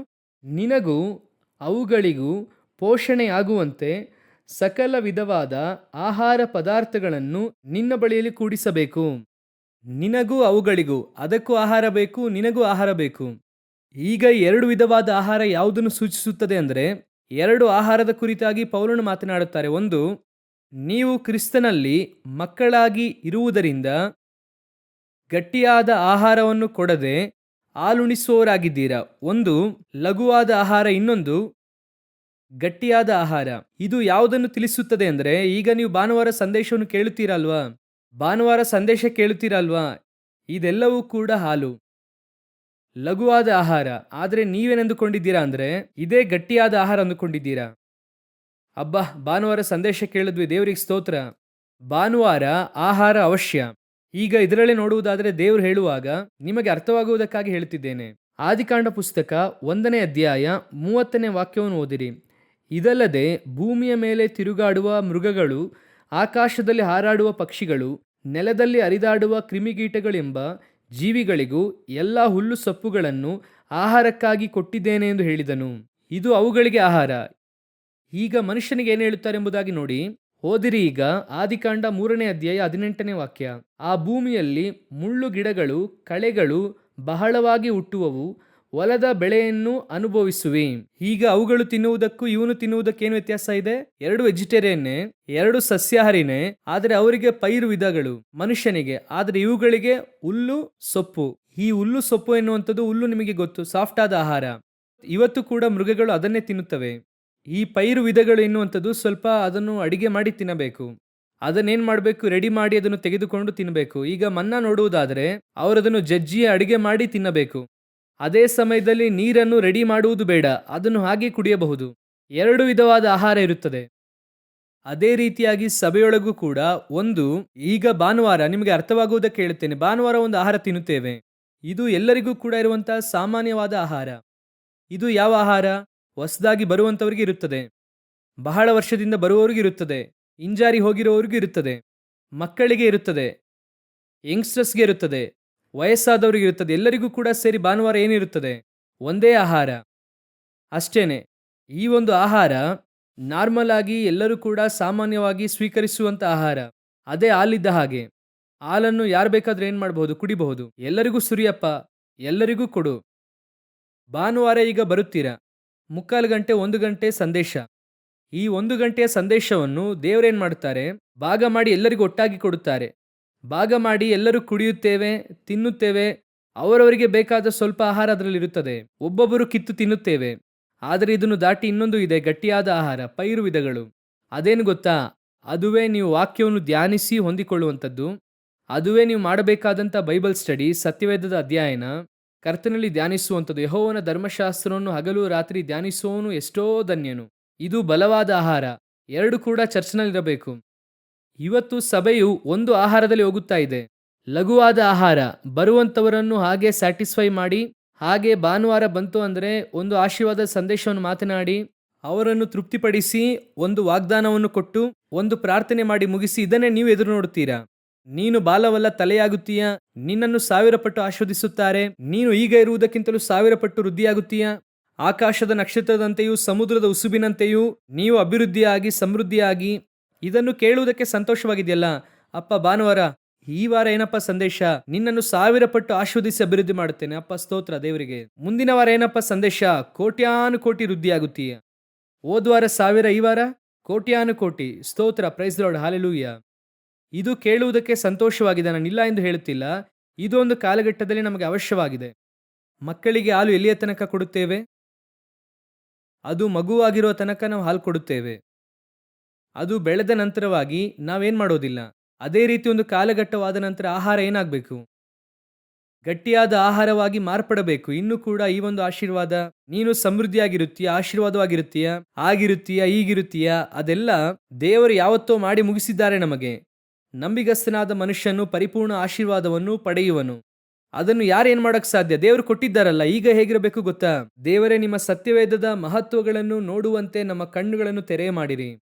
ನಿಮ್ಮ ಅತಿಶಯ ನೋಡುವಂತೆ ನಮ್ಮ ಕಣ್ಣುಗಳನ್ನು ತೆರೆ ಮಾಡಿ. ಒಂದು ಕಾಲ ಬಂತು, ನೆಬೂಕದ್ನೆಚ್ಚರನಿಗೆ ಅವರು ಕನಸಿನ ಅರ್ಥವನ್ನು ಕೊಡುತ್ತಾ ಇದ್ದರು ಕೂತುಕೊಂಡು. ಯಾರು? ದಾನಿಯೇಲನು. ಒಂದೊಂದು ಕನಸಿಗೆ ಇದಪ್ಪ ಅರ್ಥ ಅದು ಎಂಬುದಾಗಿ. ಯೇಸು ನ್ಯಾಯ ತೀರಿಸುವಾತನು, ಅದರಲ್ಲಿ ಸಂದೇಹವೇ ಇಲ್ಲ. ಆದರೆ ಅದರಿಂದ ತಪ್ಪಿಸಿ ಪರಲೋಕಕ್ಕೆ ಕೊಂಡೊಯ್ಯುವಂತವರು, ಅದುವೇ ಅಂತ್ಯವಾಗಿದೆ. ನಾಶ ಮಾಡುತ್ತಾರೆ ಎಂಬುದಾಗಿ ಅಲ್ಲ, ನಾಶನದಿಂದ ಕಾಪಾಡುತ್ತಾರೆ. ಯೇಸು ಕ್ರಿಸ್ತನೇ ನಮ್ಮನ್ನು ವಿಮೋಚಿಸುವುದಕ್ಕಾಗಿ ತಾನೇ ಬಂದರು. ವಿಶ್ವಾಸಿಗಳಿಗೆ ನಾನು ಹೇಳುತ್ತೇನೆ, ಈ ಸತ್ಯವೇದ ಪೂರ್ತಿಯಾಗಿ ನಿಮ್ಮನ್ನು ಮೇಲೆತ್ತುವುದಕ್ಕಾಗಿ ಕೊಡಲ್ಪಟ್ಟಿದೆ ಬಿಟ್ಟರೆ ನಿಮ್ಮನ್ನು ಕೆಳಗೆ ತಳ್ಳುವುದಕ್ಕಾಗಿ ಕೊಡಲ್ಪಟ್ಟೇ ಇಲ್ಲ. ಇದರಲ್ಲಿರುವಂತಹ ಒಂದು ವಾಕ್ಯವೂ ಕೂಡ ನಿಮ್ಮನ್ನು ಕೊಲ್ಲುವುದಿಲ್ಲ. ಎಲ್ಲ ವಾಕ್ಯವೂ ಕೂಡ ನಿನ್ನನ್ನು ಬದುಕಿಸುವಂತೆ ಮಾಡುತ್ತದೆ. ಯಾಕಂದ್ರೆ ಇದು ನಿತ್ಯ ಜೀವವುಳ್ಳ ವಾಕ್ಯ. ಇವತ್ತು ಈ ವಾಕ್ಯವನ್ನು ಧ್ಯಾನಿಸಿರಿ. ದಯವಿಟ್ಟು ಚೆನ್ನಾಗಿ ಅರ್ಥ ಮಾಡಿಕೊಳ್ಳಿ. ನಿಮ್ಮ ನಾವೆಯೊಳಗೆ ನಿಮಗೆ ಅಗತ್ಯವಾದಂಥ ಆಹಾರವು ಇರಬೇಕು. ನಿಮಗೆ ಅವಶ್ಯವಿರುವಂಥ ಆಹಾರ ಇರಬೇಕು. ಆ ಗಟ್ಟಿಯಾದ ಆಹಾರವೇ ನಿಮ್ಮನ್ನು ಕೊಂಡೊಯ್ಯುತ್ತದೆ. ಅದನ್ನೇ ನಿಮಗೂ ಹೇಳುತ್ತೇನೆ, ಎಷ್ಟು ಗಟ್ಟಿಯಾದ ಆಹಾರವನ್ನು ನೀವು ತಿನ್ನುತ್ತೀರೋ ಅಷ್ಟೇ ಬಲವಾಗಿ ಆತ್ಮೀಕ ಮಕ್ಕಳನ್ನು ಕೂಡ ಹೆತ್ತು ದೇವರು ಬರೋಣ ತನಕ ಆ ವಾಕ್ಯವೇ ನಿಮ್ಮನ್ನು ಪರಲೋಕಕ್ಕೆ ಕೊಂಡೊಯ್ಯುತ್ತದೆ. ಸುಮ್ಮನೆ ಭಾನುವಾರ ಬಂದು ಸಂದೇಶವನ್ನು ಕೇಳಿ ಹೋಗಿ ಪರಲೋಕಕ್ಕೆ ಹೋಗುತ್ತೀನಿ ಎಂಬುದಾಗಿ ಅಂದುಕೊಂಡ್ರೆ ನೋ ಚಾನ್ಸ್. ಅದು ಲಘುವಾದ ಹುಲ್ಲು. ಅದು ಅವರಿಗೆ ಬರುವವರಿಗೆ, ಭಾನುವಾರ ಹೊಸದಾಗಿ ಬರುವಂತವರಿಗೆ ಇರುವಂತದ್ದು. ಹೊಸ ಆತ್ಮಗಳಿಗೆ ಸರಿ, ದುಃಖದಿಂದ ಬರುವಂತವರಿಗೆ ದೇವರು ನಿನ್ನನ್ನು ಸಂತೈಸುತ್ತಾರೆ. ಇವ್ಯಾಂಜಲಿಸಂ ಮೆಸೇಜ್ ಓಕೆ, ಇಲ್ಲ ಅಂತ ಹೇಳ್ತಿಲ್ಲ. ಆದರೆ ವಿಶ್ವಾಸಿಗೆ, ನೋಹನಿಗೂ ಅವನ ಮಗನಿಗೂ ಆ ಆಹಾರ ಸಾಕಾಗುವುದಿಲ್ಲ. ಅದಕ್ಕೆ ದೇವರು ಎರಡನ್ನು ವಿಭಾಗಿಸಿ ಹೇಳುತ್ತಾರೆ. ನೀವು ಆಹಾರವನ್ನು ಸೇರಿಸಿಕೊಳ್ಳಿ ಅಂತ ಹೇಳಿಲ್ಲ, ನಿಮಗೂ ಅವುಗಳಿಗೂ ಆಹಾರವನ್ನು ಸೇರಿಸಿಕೋ. ಅವುಗಳು ಹುಲ್ಲು ತಿನ್ನುವಂಥದ್ದು, ನೀನು ಗಟ್ಟಿಯಾದ ಆಹಾರ ತಿನ್ನುವಂತವನು. ನಾವೆಯೊಳಗೆ ಎರಡಿರಬೇಕು. ನಾವೆಯೊಳಗೆ 3 ಕಾರ್ಯಗಳು ಮುಖ್ಯವಾಗಿರಬೇಕು. ಒಂದು, ನೀವು ನಿಮ್ಮ ದರ್ಶನದೊಂದಿಗೆ ಒಳಗೆ ಇರಬೇಕು. ಎರಡನೆಯದಾಗಿ, ಸಕಲ ವಿಧವಾದ ಜಾತಿಗಳನ್ನು ಒಳಗೆ ಸೇರಿಸಿಕೊಳ್ಳಬೇಕು. ಮೂರನೆಯದಾಗಿ, ಎಲ್ಲರಿಗೂ ಬೇಕಾದ ಆಹಾರ. ಈ ಒಂದು ನಾವೆಯೇ ಬರಲಿಕ್ಕಿರುವಂಥ ನಾಶನದಿಂದ ತಪ್ಪಿಸುತ್ತದೆ. ಹಾಲೆಲೂಯ. ಈ 3 ನಾವೆಯೊಳಗಿದ್ರೆ ನಾವೇನ್ ಮಾಡುತ್ತದೆ? ಇಲ್ಲ ಅಂದ್ರೆ ಯೋಚನೆ ಮಾಡಿ ನೋಡಿ. ಆಹಾರ ಇಲ್ಲ ಅಂತ ಇಟ್ಕೊಳ್ಳಿ, ಬಾಗಿಲನ್ನು ಮುಚ್ಚಿದ್ದಾಯಿತು. 1 ವರ್ಷ ಆಹಾರ ಇಲ್ಲ ಅಂದ್ರೆ ಒಳಗೇನಾಗುತ್ತದೆ? ಮಕ್ಕಳೇನಾಗುತ್ತವೆ? ಸತ್ತು ಹೋಗುತ್ತವೆ. ನೀನು ಒಳಗೆ ಸತ್ತು ಹೋಗಬಾರ್ದಂದ್ರೆ ಖಂಡಿತವಾಗಿ ಒಳಗೇನಿರಬೇಕು? ಆಹಾರ ಇರಬೇಕು. ನಾವು ಪ್ರಾರ್ಥಿಸೋಣ. ಎಲ್ಲರೂ ಕೂಡ ಎದ್ದು ನಿಂತುಕೊಳ್ಳೋಣವಾ? ಒಪ್ಪಿಸಿಕೊಳ್ಳೋಣ. ಈ 3 ಕಾರ್ಯಗಳು ಕೂಡ ನಿಮ್ಮ ಮನೆಯೊಳಗೆ ಇದೆಯಾ? ನಿಮ್ಮ ಸಭೆಯೊಳಗೆ ಇದೆಯಾ? ನಿಮ್ಮಲ್ಲಿ ಇದೆಯಾ ಎಂಬುದಾಗಿ ನೋಡಿ. ಮೊದಲನೆಯದಾಗಿ, ಕರ್ತನ ದರ್ಶನ ನಿಮ್ಮಲ್ಲಿರಬೇಕು. ನಿಮ್ಮೊಳಗೂ ನಿಮ್ಮ ಕುಟುಂಬದಲ್ಲಿ ಖಂಡಿತ ಇರಬೇಕು. ಕೇವಲ ವಾಕ್ಯದ ಬೋರ್ಡನ್ನು ಗೋಡೆಯಲ್ಲಿ ಅಂಟಿಸುವುದರಲ್ಲಿ ಪ್ರಯೋಜನವಿಲ್ಲ. ಆ ವಾಕ್ಯವು ಹೃದಯದಲ್ಲಿರಬೇಕು. ಎಲ್ಲ ಕಡೆಯಲ್ಲೂ ಕೂಡ ವಾಕ್ಯವನ್ನು ಅಂಟಿಸಿದ್ರೆ ಸೈತಾನ ಬರುವುದಿಲ್ಲ ಎಂದು ಅರ್ಥ ಅಲ್ಲ. ವಾಕ್ಯ ನಿಮ್ಮೊಳಗೆ ಇದ್ರೇನೆ ಸೈತಾನ ಬರುವುದಿಲ್ಲ. ಎರಡನೆಯದಾಗಿ, ನಮ್ಮ ನಾವೆಯೊಳಗೆ ಸಕಲ ವಿಧವಾದಂಥ ಜಾತಿಯನ್ನು ನಾವು ಸೇರಿಸಿಕೊಳ್ಳಬೇಕು. ಎಲ್ಲ ಜೋಡಿ ಜೋಡಿಯಾಗಿ ಒಳಗೆ ಬರಬೇಕು. ಕುಟುಂಬ ಕುಟುಂಬವಾಗಿ ಆತ್ಮಗಳು ಒಳಗೆ ಬರಬೇಕು. ಆ ಆಸೆ ಇರಬೇಕು. ದೇವರು ಹೇಳುತ್ತಾರೆ, ಸೇರಿಸಿಕೋ, ನಿನ್ನೊಂದಿಗೆ ಸೇರಿಸಿಕೋ. ನೀನು ಕ್ರಿಸ್ತನನ್ನು ಸಂಧಿಸುವುದಕ್ಕೆ ಹೋಗುವಾಗ ಬರಿಗೈಲಿ ಹೋಗುವುದಕ್ಕೆ ಆಗಲ್ಲ. 3 ಕಾರ್ಯಗಳನ್ನು ದೇವರು ನಾವೆಯೊಳಗೆ ಹೇಳುತ್ತಾರೆ. ಇವತ್ತು ನಾವು ಪ್ರಾರ್ಥಿಸಲಿದ್ದೇವೆ. ಮೊದಲನೆಯದಾಗಿ ಕುಟುಂಬಗಳಿಗಾಗಿ, ಎರಡನೆಯದಾಗಿ ಆತ್ಮ ಆದಾಯ ಮಾಡುವುದಕ್ಕೆ ಒಪ್ಪಿಸಿಕೊಡುವಂತವರಿಗೆ, ಮೂರನೆಯದಾಗಿ ಕರ್ತನ ಸತ್ಯವೇದವನ್ನು ಧ್ಯಾನಿಸುವುದಕ್ಕಾಗಿ 3 ಕಾರ್ಯಗಳಿಗೋಸ್ಕರವಾಗಿ ನಾವು ಪ್ರಾರ್ಥಿಸೋಣ. ಈ 3 ಕೂಡ ನನ್ನೊಳಗೆ ಇರಬೇಕು. ನಮ್ಮ ಮನೆ, ನಮ್ಮ ಸಭೆ ಆ ರೀತಿಯಾಗಿ ಇರಬೇಕು. ಬರಲಿಕ್ಕಿರುವಂಥ ನಾಶನದಿಂದ ನಾವೇ ತಪ್ಪಿಸಿಕೊಳ್ಳಬೇಕು. ಆ ರೀತಿಯಾಗಿ ಬಯಸುವವರೆಲ್ಲ ನಿಮ್ಮ ಕೈಗಳನ್ನು ದೇವರಿಗೆ ನೇರವಾಗಿ ಎತ್ತಿ, ನೀವು ಬರುವಾಗ ದೇವರೇ, ನಾನು ನನ್ನ ಕುಟುಂಬದವರು ರಕ್ಷಿಸಲ್ಪಡುವಂತೆ, ನಾಶನದಿಂದ ವಿಮೋಚಿಸಲ್ಪಡುವಂತೆ ಈ ನಾವೆಯೊಳಗೆ ಇದೆಲ್ಲ ಇರಬೇಕಪ್ಪ. ಒಪ್ಪಿಸಿಕೊಳ್ಳೋಣವಾ? Thank you Jesus. ಒಳ್ಳೆಯ ತಂದೆಯೇ, ಕರಗಳನ್ನು ಮೇಲೆತ್ತಿ ಪ್ರಾರ್ಥಿಸುತ್ತಾ ಇರುವಂಥ ಒಬ್ಬೊಬ್ಬರ ಮೇಲೆ ನಿಮ್ಮ ದರ್ಶನವು ಇಳಿದು ಬರಲಿ. ದೇವರೇ, ಇದುವರೆಗೂ ಕಾಣದಿರುವಂಥ ವಿಷಯಗಳ ಕುರಿತಾಗಿ ಅವರಲ್ಲಿ ದೈವೋಕ್ತಿಗಳು ಉಂಟಾಗಲಿ ಅಪ್ಪ. ಅದಕ್ಕಾಗಿರುವಂಥ ಸಿದ್ಧತೆಗಳು ಉಂಟಾಗಲಿ ಅಪ್ಪ. ಇಡೀ ಕುಟುಂಬವೂ ಕೂಡ ಹೋಗಬೇಕು ಎನ್ನುವಂಥ ಭಾವನೆ ಉಂಟಾಗಲಿ ಅಪ್ಪ. ಒಂದು ಸಿದ್ಧತೆ, ಕುಟುಂಬವಾಗಿ ಎಲ್ಲರೂ ಕೂಡ ಸಿದ್ಧಗೊಳ್ಳಲಿ ಅಪ್ಪ. ಒಂದೊಂದು ಮನೆಗಳಲ್ಲೂ ಕೂಡ ಕುಟುಂಬ ಪ್ರಾರ್ಥನೆಗಳು ಆರಂಭವಾಗಲಿ, ವೈಯಕ್ತಿಕ ಪ್ರಾರ್ಥನೆಗಳು ಆರಂಭವಾಗಲಿ. ಅಪ್ಪ, ಕುಟುಂಬದಲ್ಲಿ ಒಬ್ಬರು ಕೂಡ ಕೈ ಬಿಡಲ್ಪಡದವರಾಗಿ ನೀವು ಬರುವಾಗ ಇಡೀ ಕುಟುಂಬವು ಕೂಡ ಎತ್ತಲ್ಪಡುವುದಕ್ಕೆ ದೇವರೇ ಕೃಪೆ ನೀಡಿರಿ ಅಪ್ಪ. Thank you Jesus. ಎರಡನೆಯದಾಗಿ ದೇವರೇ, ಕರೆಗಳನ್ನು ಮೇಲೆತ್ತಿ ಪ್ರಾರ್ಥಿಸುತ್ತಾ ಇರುವಂಥ ಒಬ್ಬೊಬ್ಬರು ಕೂಡ ಆತ್ಮಗಳನ್ನು ಆದಾಯ ಮಾಡುವಂಥವರಾಗಿ, ಅನೇಕರಿಗೆ ನಿಮ್ಮ ಕುರಿತು ತಿಳಿಸುವವರಾಗಿ, ನಿಮ್ಮನ್ನು ಸಂಧಿಸುವುದಕ್ಕೆ ಬರುವಾಗ ಬರಿಗೈಲಿ ಬರದಂತೆ, ನಿಮ್ಮನ್ನು ಸಂಧಿಸುವುದಕ್ಕೆ ಬರುವಾಗ ಹೇರಳವಾದ ಗುಂಪನ್ನು ಕೊಂಡು ಬರುವಂತೆ, ಒಬ್ಬ ಸಮಾರ್ಯ ಸ್ತ್ರೀಯಳ ಹಾಗೆ, ಒಬ್ಬ ಮರಿಯಳ ಹಾಗೆ, ದೇವರೇ, ಒಬ್ಬ ದೆವ್ವ ಹಿಡಿದಂಥ ಮನುಷ್ಯನು ಒಂದು ಗ್ರಾಮವನ್ನು ಸಂಧಿಸಿದ ಹಾಗೆ ಒಂದು ಗುಂಪನ್ನು ತಂದು ನಿಮ್ಮ ಬಳಿಯಲ್ಲಿ ಒಪ್ಪಿಸುವುದಕ್ಕೆ ಕೃಪೆಯನ್ನು ನೀಡಿರಿ. ಆ ಭಾರ, ಆತ್ಮ ಭಾರವರಿಗೆ ಬರಲಿ ಅಪ್ಪ. ಕಡೆಯದಾಗಿ ನಮ್ಮ ಸಭೆ ಪೂರ್ತಿಯಾಗಿ ನಮ್ಮ ವಿಶ್ವಾಸಿಗಳೆಲ್ಲರೂ ಕೂಡ ನಿಮ್ಮ ಆಹಾರದಿಂದ ತುಂಬಲ್ಪಡಲಿ ಅಪ್ಪ, ನಿಮ್ಮ ವಾಕ್ಯದಿಂದ ತುಂಬಲ್ಪಡಲಿ. ರಾತ್ರಿ ಹಗಲು ಸತ್ಯವೇದವನ್ನು ಧ್ಯಾನಿಸುವಂಥವರಾಗಿ ಮಾರ್ಪಡಲಿ ಅಪ್ಪ. ಸುಮ್ಮನೆ ಇರುವಾಗೆಲ್ಲ ವಾಕ್ಯವನ್ನು ಧ್ಯಾನಿಸಬೇಕೆನ್ನುವಂಥ ಆಲೋಚನೆ ಬರಲಿ. ಒಂದು 5 ನಿಮಿಷ ಬಿಡುವು ಇದ್ದರೂ ಕೂಡ ವಾಕ್ಯವನ್ನು ಧ್ಯಾನಿಸಬೇಕೆನ್ನುವಂಥ ಭಾವನೆ ಉಂಟಾಗಲಿ ಅಪ್ಪ. ಈ ಸಭೆ ವಾಕ್ಯದ ಮೇಲೆ ಕಟ್ಟಲ್ಪಟ್ಟದ್ದಾಗಿ ಮಾರ್ಪಡಲಿ, ಬಂಡೆಯ ಮೇಲೆ ಕಟ್ಟಲ್ಪಟ್ಟಂತಹ ಸಭೆಯಾಗಿ ಮಾರ್ಪಡಲಿ. ನಿಮ್ಮ ಮಹಿಮೆಯುಳ್ಳ ಕರದ ಕೆಳಗೆ ತಗ್ಗಿಸಿಕೊಳ್ಳುತ್ತೇವೆ ನಮ್ಮ ದೇವರಾದ ಯೇಸುವಿನ ನಾಮದಲ್ಲಿ ತಂದೆಯೇ, ಆಮೆನ್.